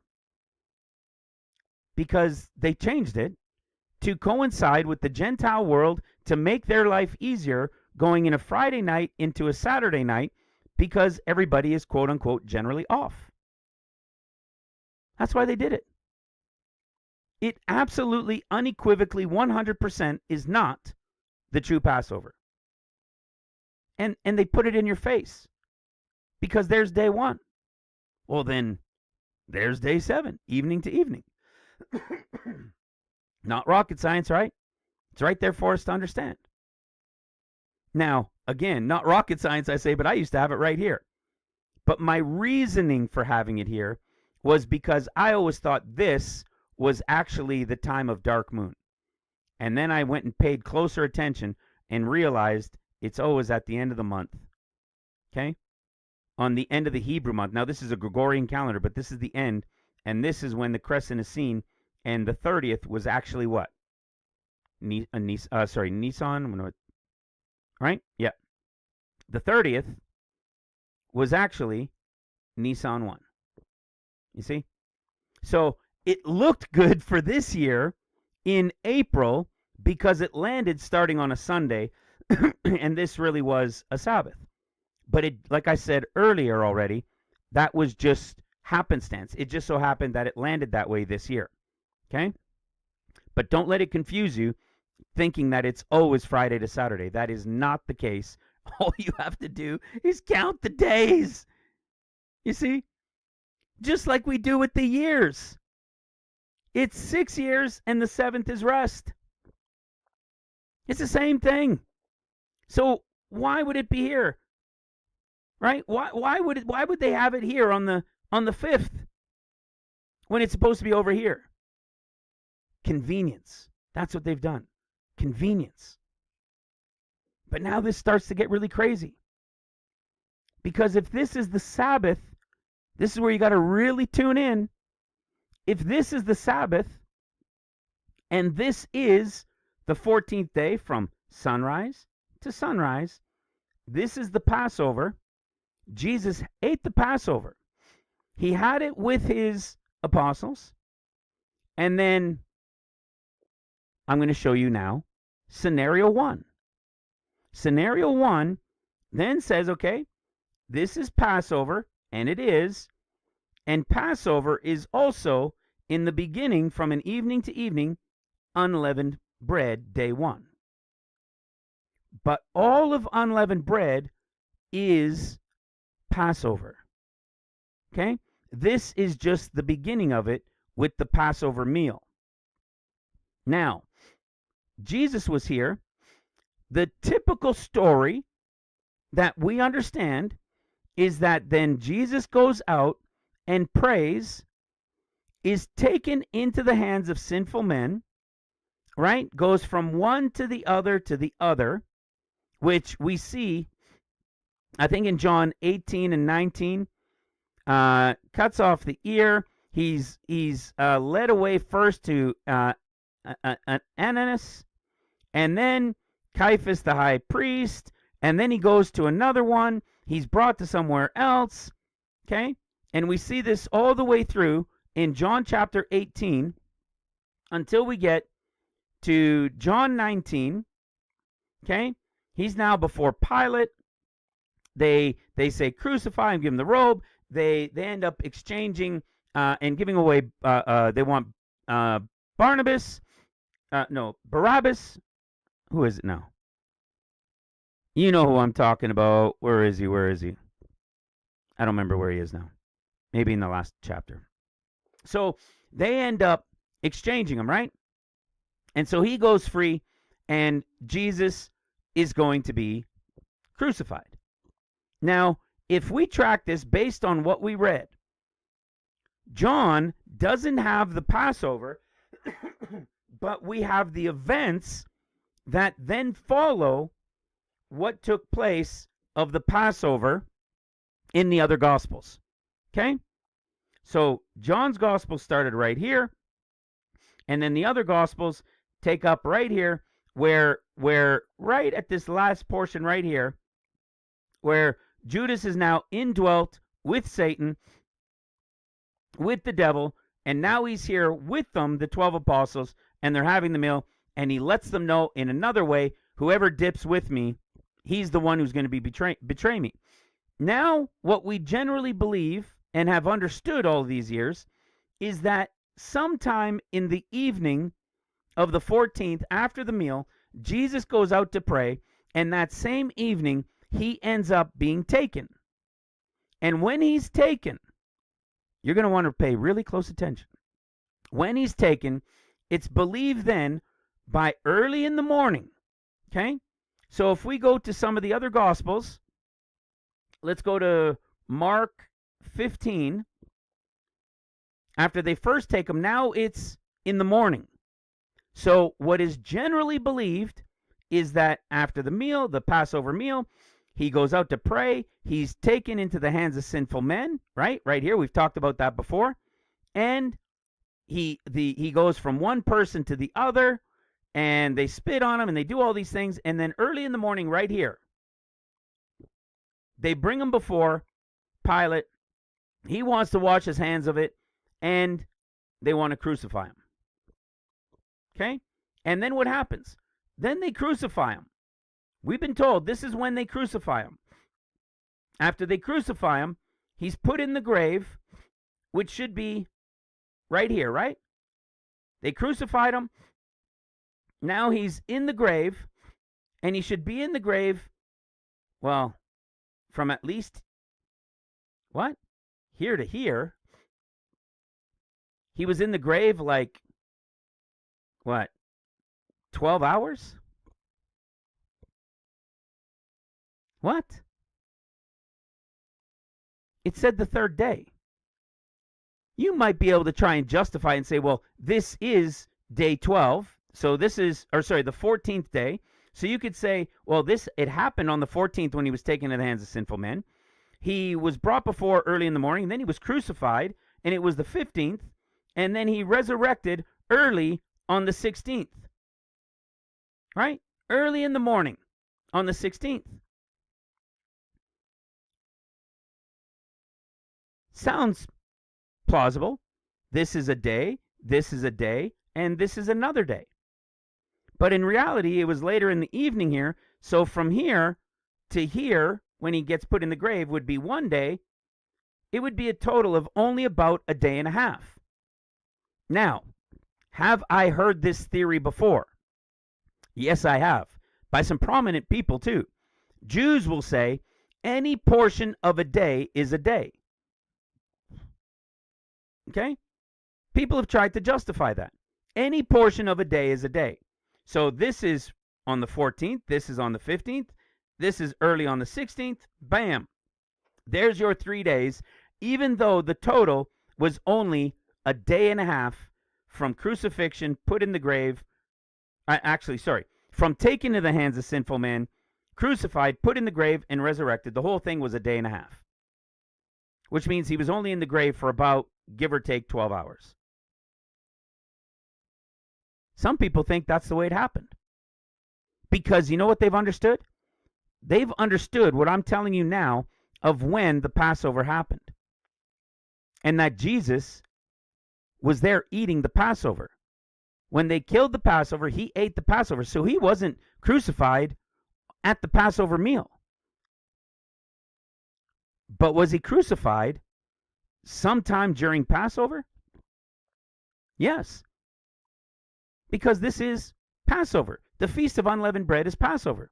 But he clearly had the Passover meal, the Passover of the Lord, of the Father. He clearly had it. So he wasn't killed then. And if we stick to this scenario, he would have been, like we saw, early in the morning, then crucified by noonish or so on the 15th of Nisan, and then he was put in the grave and resurrected 12 hours later, right here, on the 16th day of Nisan. And what do most people call this day? Well, what do the Jews call it? They call this day, and the whole church would call this day what? Feast of First Fruits. Hold on to your horses, brothers and sisters. Hold on to your hats. Hold on tight, because there's something we've wondered about the Feast of First Fruits. And it's probably been wondered at. We know people have gone back and forth on it, but the ability to understand it has completely baffled us. I believe you're about to witness it right now. We're told that this, and I had believed, and we used to bounce back between what? This and this, right? Or like this and this right here. Because I believe this was the Passover before. This was the Sabbath, remember? I used to think it was the 8th, the 15th, 22nd, and 29th. Okay? But now that we understand this isn't the Sabbath, but it's the night before, it's the day before, right? Right here. Whereas I used to believe it was here. Now I understand that it's here. Okay? So it changes what we had for a day, but I still believed that this was the Feast of First Fruits. And you'll recall, we've done many teachings over the years in even discerning the date, that is it really here or is it here? It would have to be one of the two. It seems strange because we're told Passover is the evening of the 14th, and it's the beginning of unleavened bread, and unleavened bread goes until the 21st, which makes this now the first day of the week. This is the first day of the week right here, right? Evening to evening, right? Sunrise to sunrise. This is the first day of the week. Uh-oh, did you catch that? If this is the resurrection, and the total was only a day and a half, as some believe who have sought these things out, and I'm not going to say who, but there was a very prominent one that I remember hearing about years ago, and I heard a lot of his teachings, and he believed that it was only a total of a day and a half from taken to the hands of sinful men, and he would say, see, 1 day, 2 days, 3 days. Not that it was a full 48, 56 hours or whatever it is, or 60 hours, but that it was a portion of 3 days. But guess what? There's a problem, isn't there? Because if he resurrected right here, what's this day called? Are you ready? Are you ready for this? If we go to the resurrection in Luke 24, now upon the first day of the week, very early in the morning. Take a deep breath. Follow what I'm saying. Upon the first day of the week, very early in the morning.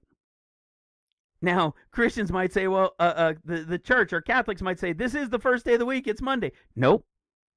It just so happens that it looks fanciful, that it lines up for the Jews in April, and it lines up on a Monday for the church.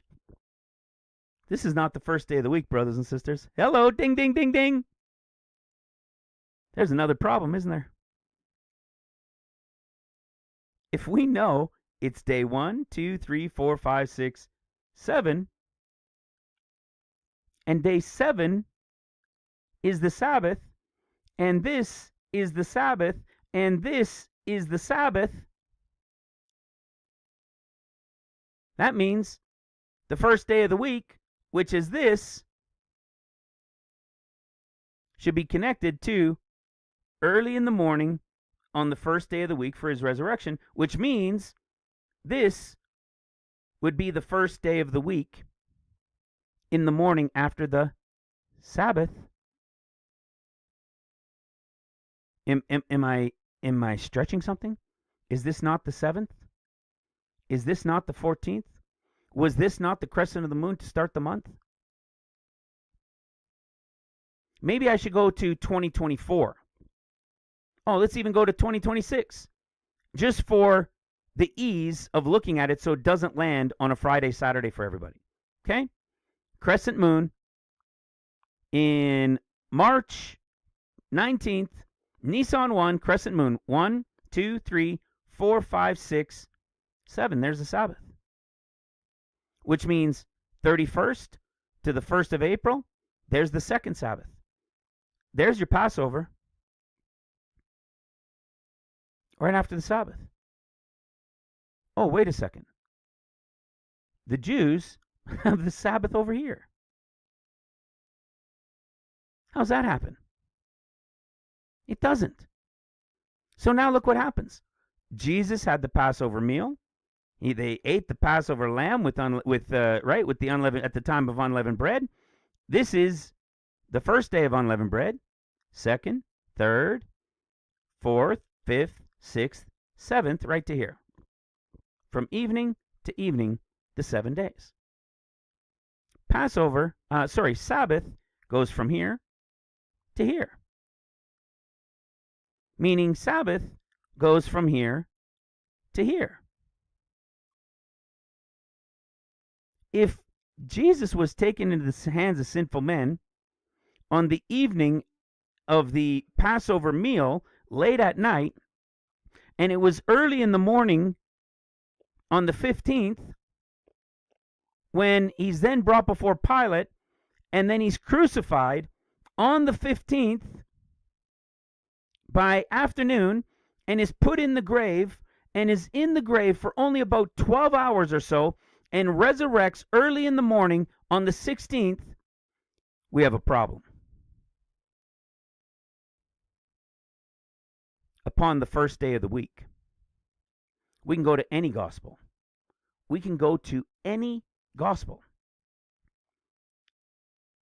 When the Sabbath was passed, and very early in the morning on the first day of the week.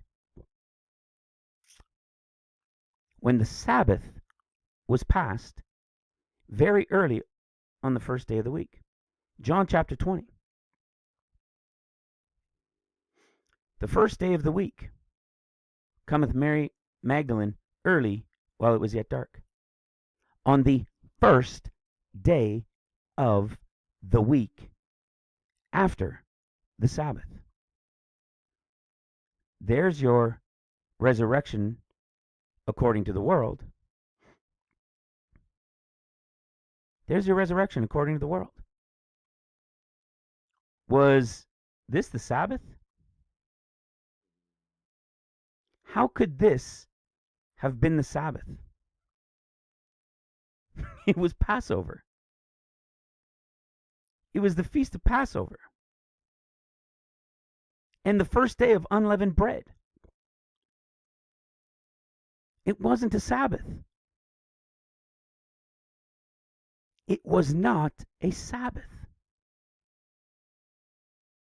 You see, what does it tell us about the Sabbath? Well, let's go a little bit further into it. Let's go back to John 19. Actually, no. Let's start by looking at the word preparation. Here's the word for preparation, the Greek word 3904. These are the 6 places that it's used, and it's, of course, only in the Gospels in relation to the crucifixion. Look at what it says. Matthew 27:62. Now, the next day that followed the day of preparation, the chief priests and the Pharisees came together for to Pilate. Mark 15:42. And now, when the even was come, because it was preparation, that is the day before the Sabbath. What is preparation day, brothers and sisters? I don't know if many of you know this, but preparation day is the preparing that the Jews do the day before the Sabbath. They have everything prepared and have their meals and stuff ready for the time of Sabbath. Not just their meals, but they prepare everything because on the Sabbath is a day of rest and they can't do any work. So they prepare everything in advance. I remember, for those of you who have been around for a long time, we used to have a sister and her daughter, Messianic Jews, and her husband, was one of these. He's a Cohen, and he's now much older, of course. But back in the day, until he was 20, he was one of these people prepared for something specific at the time of the end that I'm not going to go into. And these people are prepared in secret places around the world. A specific group of Jews of a priestly line. Not Gentiles, Jews. But after a certain age, then they move out and they go and start their life, and there's others that come behind them. And the Jews have been preparing for this for probably centuries. It's pretty crazy. But what she told me is that Jews, what they do to prepare is, for them, this is always the Sabbath, right? So they prepare here. So they prepare on the Thursday, right? From Thursday night and even into Friday morning before sunset. This is really where they'll spend a lot of time preparing so that they don't do anything because this is the Sabbath day. Okay? This is the preparation. Okay? Whether it's the whole day or just the day portion, it's this time before is the day of preparation. This is really important for us, guys. Excuse me. Because we're told now the next day that followed the day of preparation. Okay? And now, when even was come, because it was the preparation, that is the day before the Sabbath. Did you hear that? The day before the Sabbath. Luke 23:54. And that day was the preparation, and the Sabbath drew on. Remember what happened? Let's go to Luke. Let's go to Luke 23. Remember, because the Sabbath was coming, right? They had to take him down because the Sabbath was coming. Luke 23:54. Okay? They took him down and wrapped it, and that day was the preparation. So the day that Jesus was sacrificed, okay, from early in the morning until the afternoon, and then taken down, he had to be taken down before the Sabbath started. Which means the day that he was sacrificed, the day of his death and resurrection, or the day of his sacrifice and put in the grave, was the day of preparation. And what did I just show you? What did I just explain? For the Jews, this is the Sabbath day, okay, from evening to evening, Friday to Saturday all the time. They use this portion of the day, maybe all of it, but this portion right here, the day portion, is what they use for sure to prepare their meals and everything that they have to do so that it's their Sabbath day of rest. Which means this is the preparation day, okay, in relation to the Jews' Sabbath. What do we read about? The day portion from early in the morning until before sunset was that day of preparation, because the Sabbath was coming. So let's go back to what we know for a fact in Scripture. Jesus ate the Passover meal. We're told he was taken into the hands of sinful men. We're told early in the morning he was brought before them after a few before that, and he was before Pilate. He was crucified here, and put in the grave, because this day, now sticking with the calendar count, because this day right here was going to be the Sabbath. That means this, from early in the morning to the sunset, when he was crucified, they had to take him down, and they said this day was the day of preparation, because the Sabbath was now coming at sunset. You see the problem? Do you understand what the problem is, brothers and sisters? Jesus resurrected on the first day of the week, early in the morning after the Sabbath, just like we read. Early in the morning on the first day of the week after the Sabbath, when the Sabbath was passed, Mary Magdalene, Salome, early in the morning on the first day of the week. How on earth was this the Sabbath, and then yet him resurrect right here as the first day of the week? It ain't possible. You know, another thing that I just recently heard? I heard another Messianic rabbi say that Jesus resurrected on the 17th.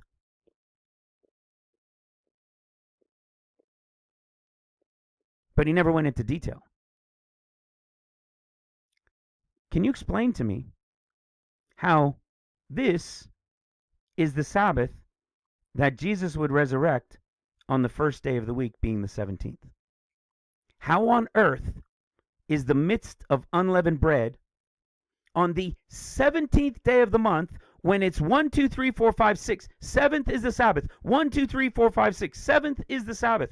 How on earth is the 16th early in the morning the Sabbath? How on earth is the 17th early in the morning the Sabbath? Or after the Sabbath, I should say, as the first day of the week. It isn't. This is not the Sabbath, and this is not the first day of the week. This is not the Sabbath, and this is not the morning of the first day of the week. Impossible. Literally impossible. 1, 2, 3, 4, 5, 6, Sabbath. 1, 2, 3, 4, 5, 6, Sabbath. 1, 2, 3, 4, 5, 6, Sabbath. Well then, okay, we can understand he literally did not die at when they were sacrificed. You ever hear those stories in church?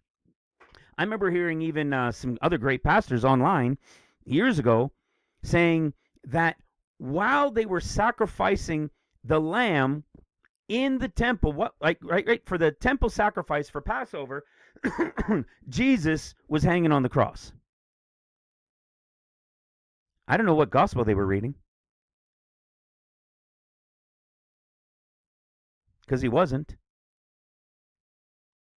And if we're to believe that this was the early in the morning when he was sacrificed and he was crucified right here, if we're to believe this, and you could say, oh, well, if you go from evening to evening because it's Passover and the first day of unleavened bread, then this is also the rest of Passover.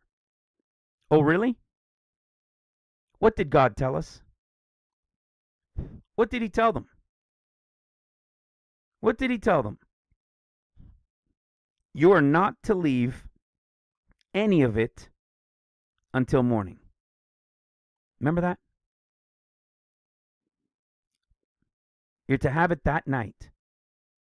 And anything that's left is to be burnt, because there shall nothing of it remain until morning. So how on earth was Jesus observing the Passover meal when they sacrificed the lamb, yet they're eating it before being taken into the hands of sinful men, and in the morning be the sacrificial lamb. In relation to the literal Passover lamb. I told you this was going to rock you. I don't know how many of you guys understood this before, but this had me swirling. I was like, what is going on? What on earth is going on? Go pull all of this up. Go pull up a calendar.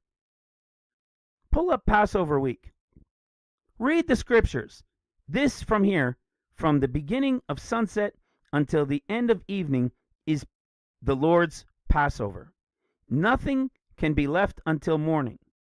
Yet we're told that then early in the morning of that very next day, Jesus was before Pilate. And that late morning, afternoon, at around noon, he was crucified and had to be taken down from the cross because what? Because the Sabbath was coming, and that means this was the day of preparation, right? Just like the scripture says, that this has to be the day of preparation in this understanding. And that means this was the Sabbath. Not possible.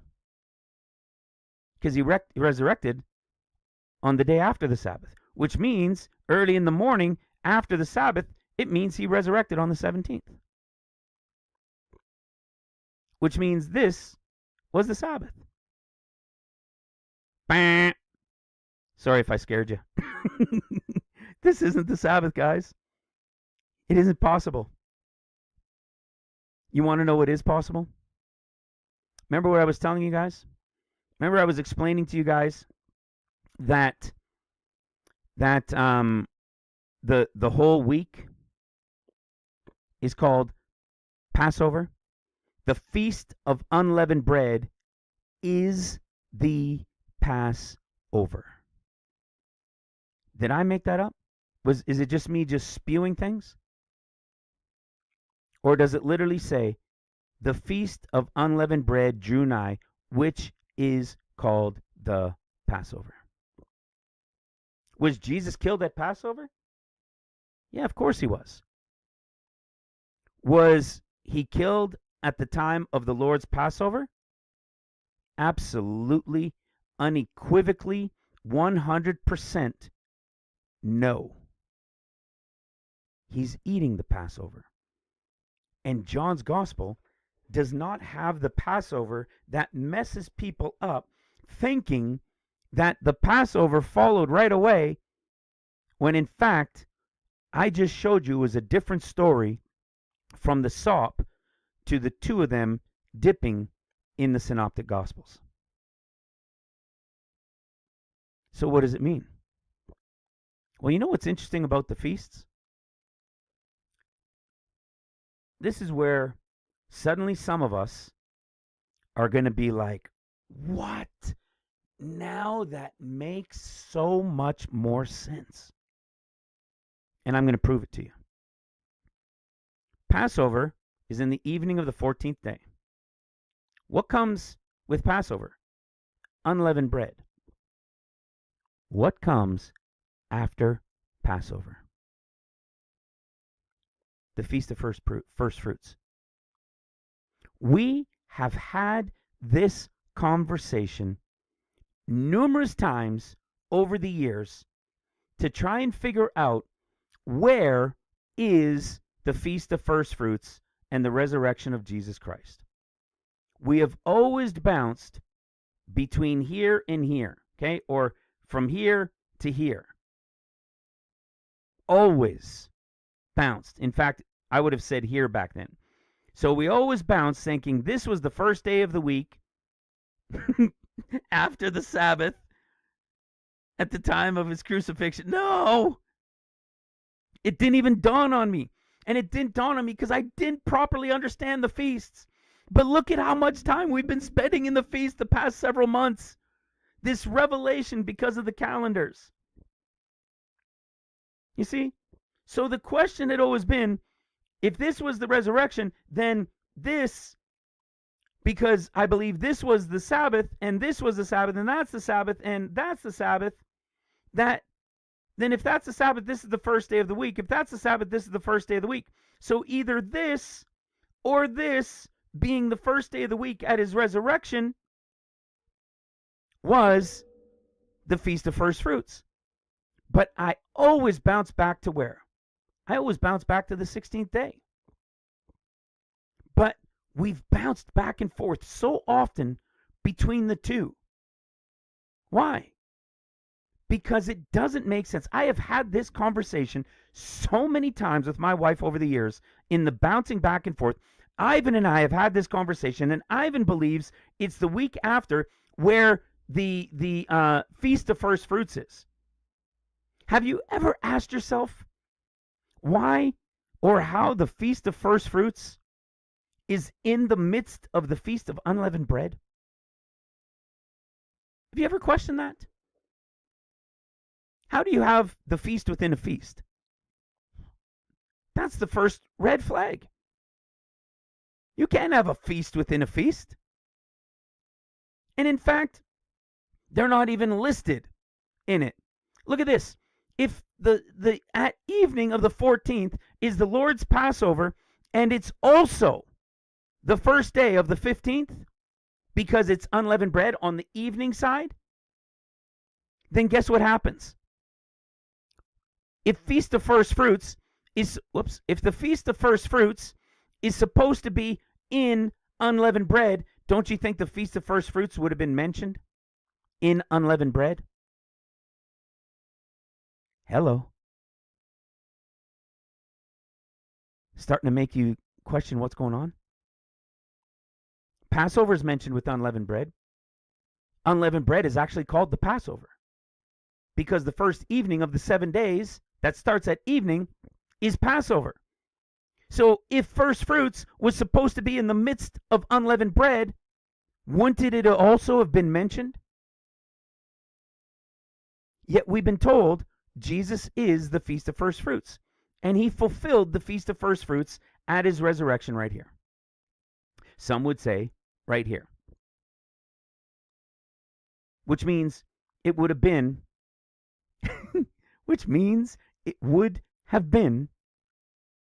in the midst of unleavened bread.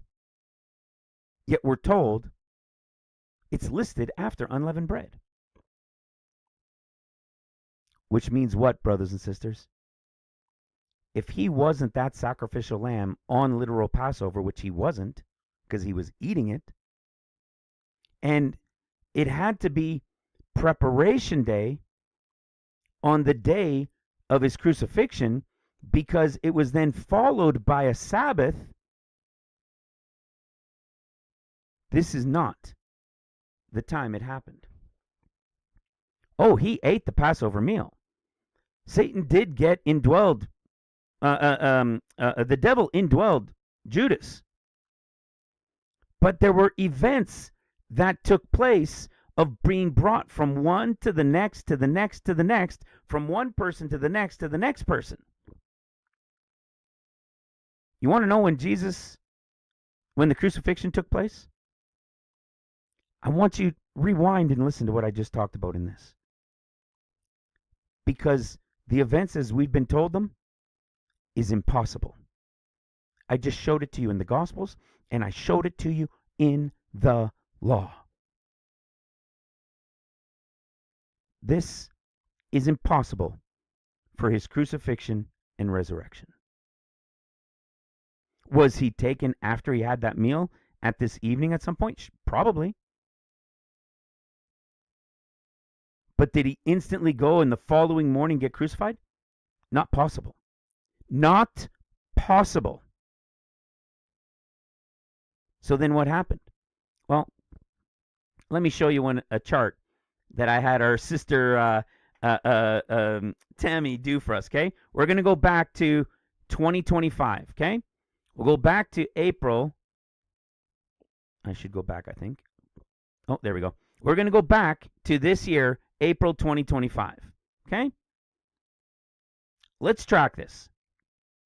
So my thing, see, as I was going through this and putting this together, and Tammy put this, so the blue here, there's Passover in red. It's the evening of the 14th, and it's the beginning of unleavened bread. So unleavened bread starts at the time of Passover. There's the end of day 1, day 2, the end of day 3, the end of 4, the end of 5, the end of 6, the end of 7. Exactly as described in Scripture, to end at the evening of the 21st. And what did Scripture tell us? It began at the evening of the 14th. Ta-da! We know where unleavened bread is. And now we know why Passover is unleavened bread. And unleavened bread is all called Passover. It just begins with the Passover meal for unleavened bread Passover week. So what I was looking at was, where's the Sabbath? Is the Sabbath here, or is the Sabbath from here to here? Which, going forward, is it here, or is it from here to here? So let me get this out of the way. This is clearly not the Sabbath. Okay? This is clearly not the Sabbath. Let me get that out of the way. We now know where the Sabbath is. It's right here, from the evening of the 13th to the day of the 14th. Okay? From the evening of the 20th to the evening of the 21st. And now I'm going to prove it to you by blowing your socks off. All in Scripture. You see what we end up having? We have a day to day, which is like what? Like calendar years. Remember that? The day to day is like a spring to spring, from sunrise to sunrise. But the holy days, the feast days, the holy convocations go from evening to evening, just like the Sabbath, from evening to evening, which is like what? Which is like the sowing and the reaping. The sowing in the fall to fall, right? Sowing and reaping. When it starts to get darker, right? Starts to get darker, they start sowing, and then the reaping comes at the light, and then it gets dark again. You have the days that represent, this was another reason I started with this for you guys. We have the days like the years, and we have the feasts and the holy days of the Lord on the sowings and the reapings. Well, isn't that fitting?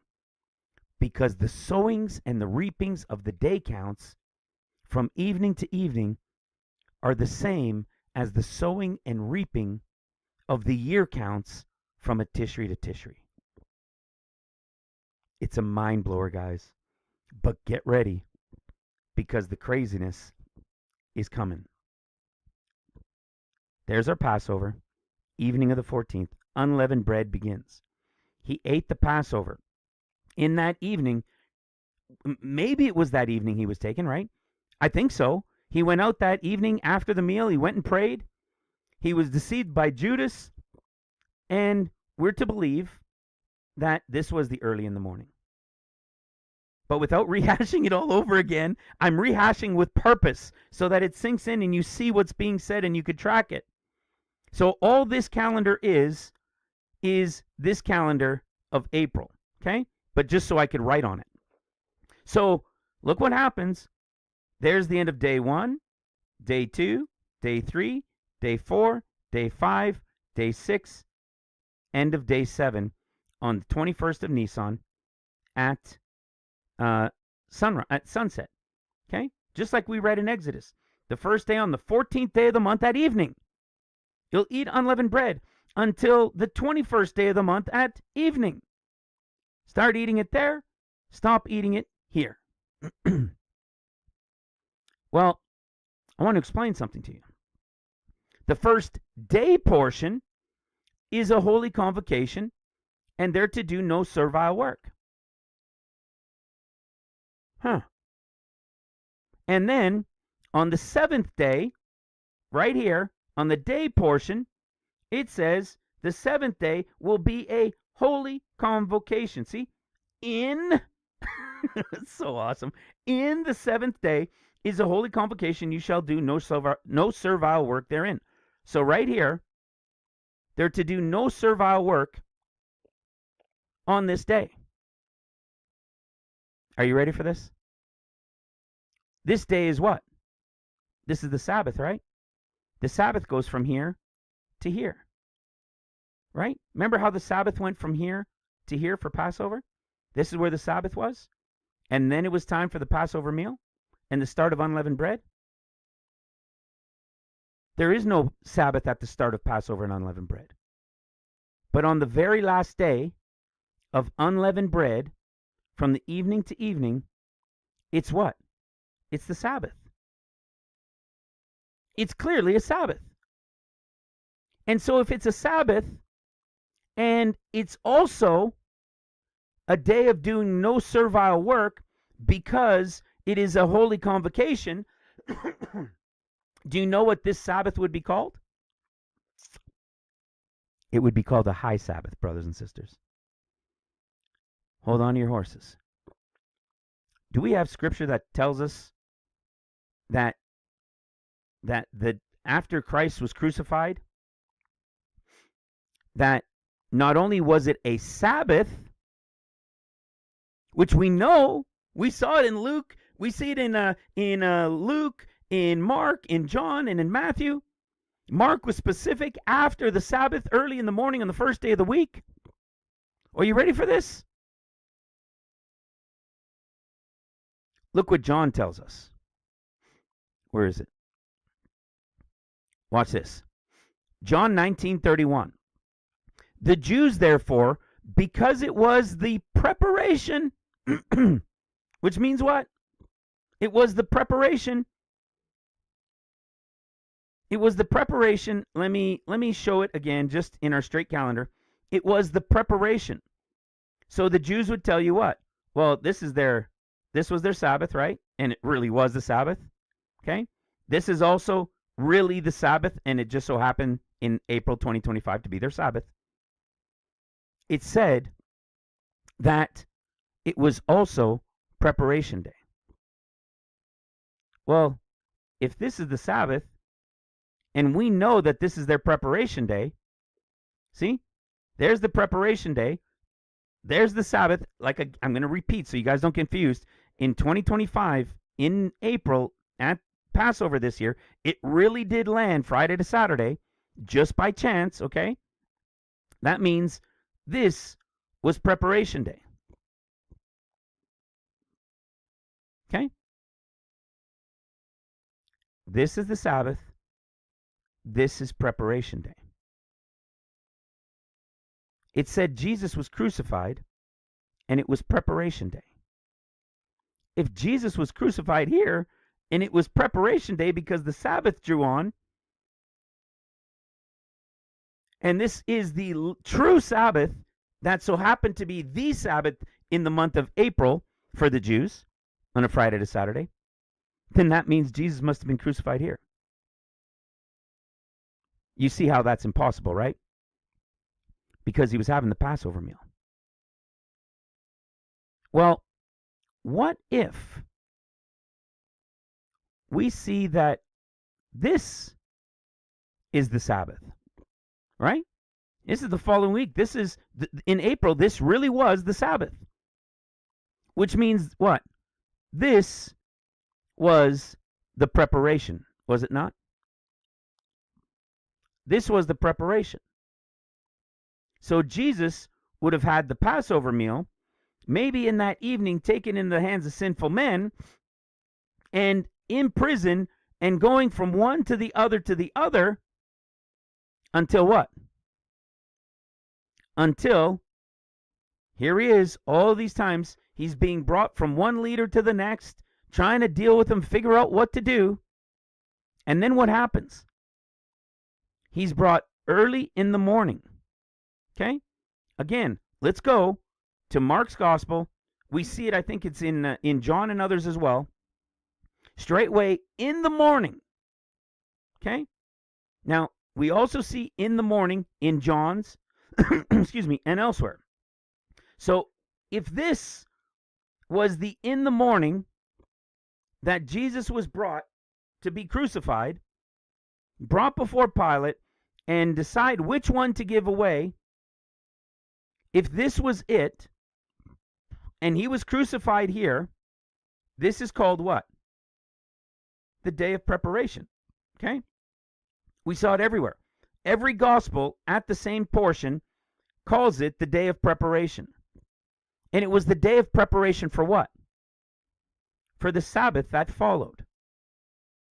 But what is this Sabbath?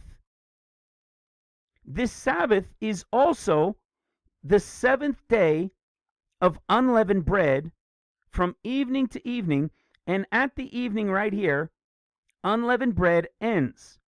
And this portion of unleavened bread is a holy convocation of doing no servile work. So it is a holy convocation of doing no servile work, but it's also what? A Sabbath. It's also a Sabbath. We saw every gospel tell us that it was the preparation day, the day before the Sabbath. It was the preparation day, and the Sabbath drew on. And it was the preparation of the Passover, about the 6th hour. The Jews, because it was the preparation day. Well, let's go read what the rest of John chapter 19 says. Hold on tight. We're ending with a bang.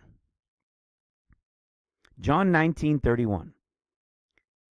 The Jews, therefore, because it was preparation, again, just to be clear, preparation happened on the day portion before the Sabbath started, and it was the day of Christ's crucifixion. The preparation, the day portion before the Sabbath. Please realize, I know you're probably yelling, we understand, Alan, but I want you to understand there is no way Jesus was crucified here at the preparation. There is no way this is the first day of the week, or this is the first day of the week, or this is the first day of the week, or that these are the Sabbath. It's impossible. So if it was Passover in unleavened bread, which is the feast of Passover,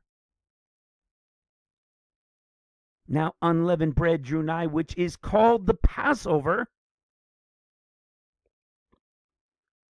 then Jesus in Passover week would have been crucified in the day portion of the day of preparation, and then the Sabbath drew nigh, which is exactly what the Gospels tell us, that it was then time of the Sabbath. But you want to know the biggest clincher of the whole story? John gives greater detail to the story. The Jews therefore, in John 19:31, the Jews therefore, because it was the preparation day, that the bodies should not remain upon the cross on the Sabbath day. Now listen carefully. For that Sabbath day was an high day. Let me repeat that. It was preparation day. The final portion of the day when he was crucified. The light portion from morning to evening. And they had to take him down off the cross because the Sabbath day was coming. Preparation day, and they had to take him off the cross because the Sabbath was coming. But was it any old Sabbath?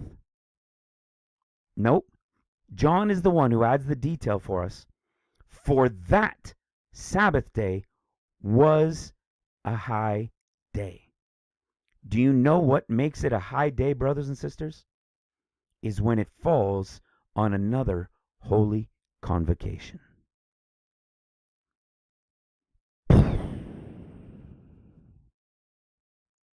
How is that for an explosion of your mind?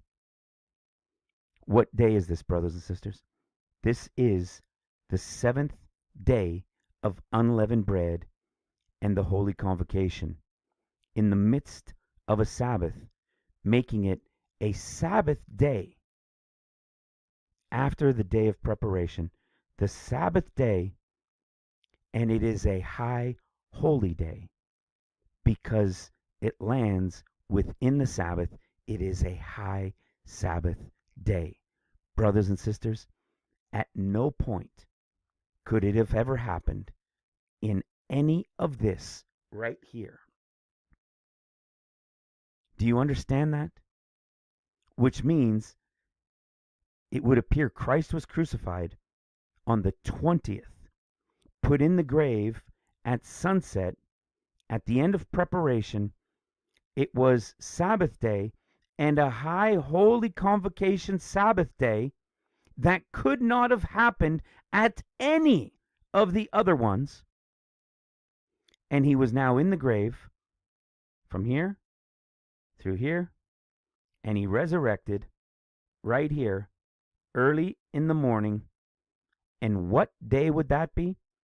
There's your Sabbath day, and that first day of the week, early in the morning after the Sabbath. Not any Sabbath. The Sabbath would be enough. Do you understand that, guys? If it was just Sabbath, that would be enough to even disqualify it being anywhere over here. But it gave us even greater clues, even greater detail in John chapter 19 to tell us that it wasn't only a Sabbath, but that it was a high holy one. And they only happen on holy convocation days. Well, guess what, brothers and sisters? If this is the first day of the week, what day would this be? Early in the morning, in the first day of the week. Do you know what day this would be? Dun, da, da, da. You guessed it. You guessed it. Come on. You guessed it. The Feast of First Fruits. Boom! Over and done. Go ahead, brothers and sisters. I pray you guys will go into this, look into it, dig into it, and reveal it to yourselves, to your spirit. Pray over it, look into it, seek it, and search it out, brothers and sisters. Because I am convinced we have the revelation of the understanding of the Gospels of the Passover and Passover week. We can understand why Christ was eating the Passover meal. We can understand John chapter 13, and it was before Passover, and that when he was taken into the hands of sinful men, there were events taking place that wasn't just the following day, the next morning, because it was a preparation day before the Sabbath, and that Sabbath was a high holy Sabbath, brothers and sisters.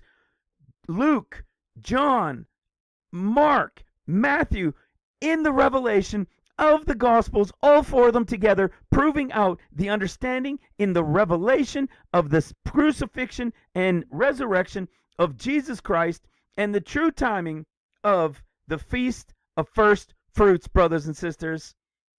Pray over it, seek it, search it, be diligent, and understand it for yourselves. Holy Spirit, lead them in it, open their eyes, their understanding, and their hearts to receive it as you have helped me to receive it and understand it. It is a mind blower. Brothers and sisters, I pray it blesses you as it has incredibly blessed me.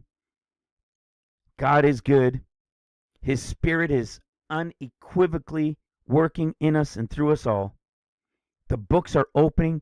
Understanding is on fire. The Spirit is on fire, guys. And I believe It's because he's preparing us as we are getting closer and closer and closer. I believe we are in the 70th year and that the revelation is true.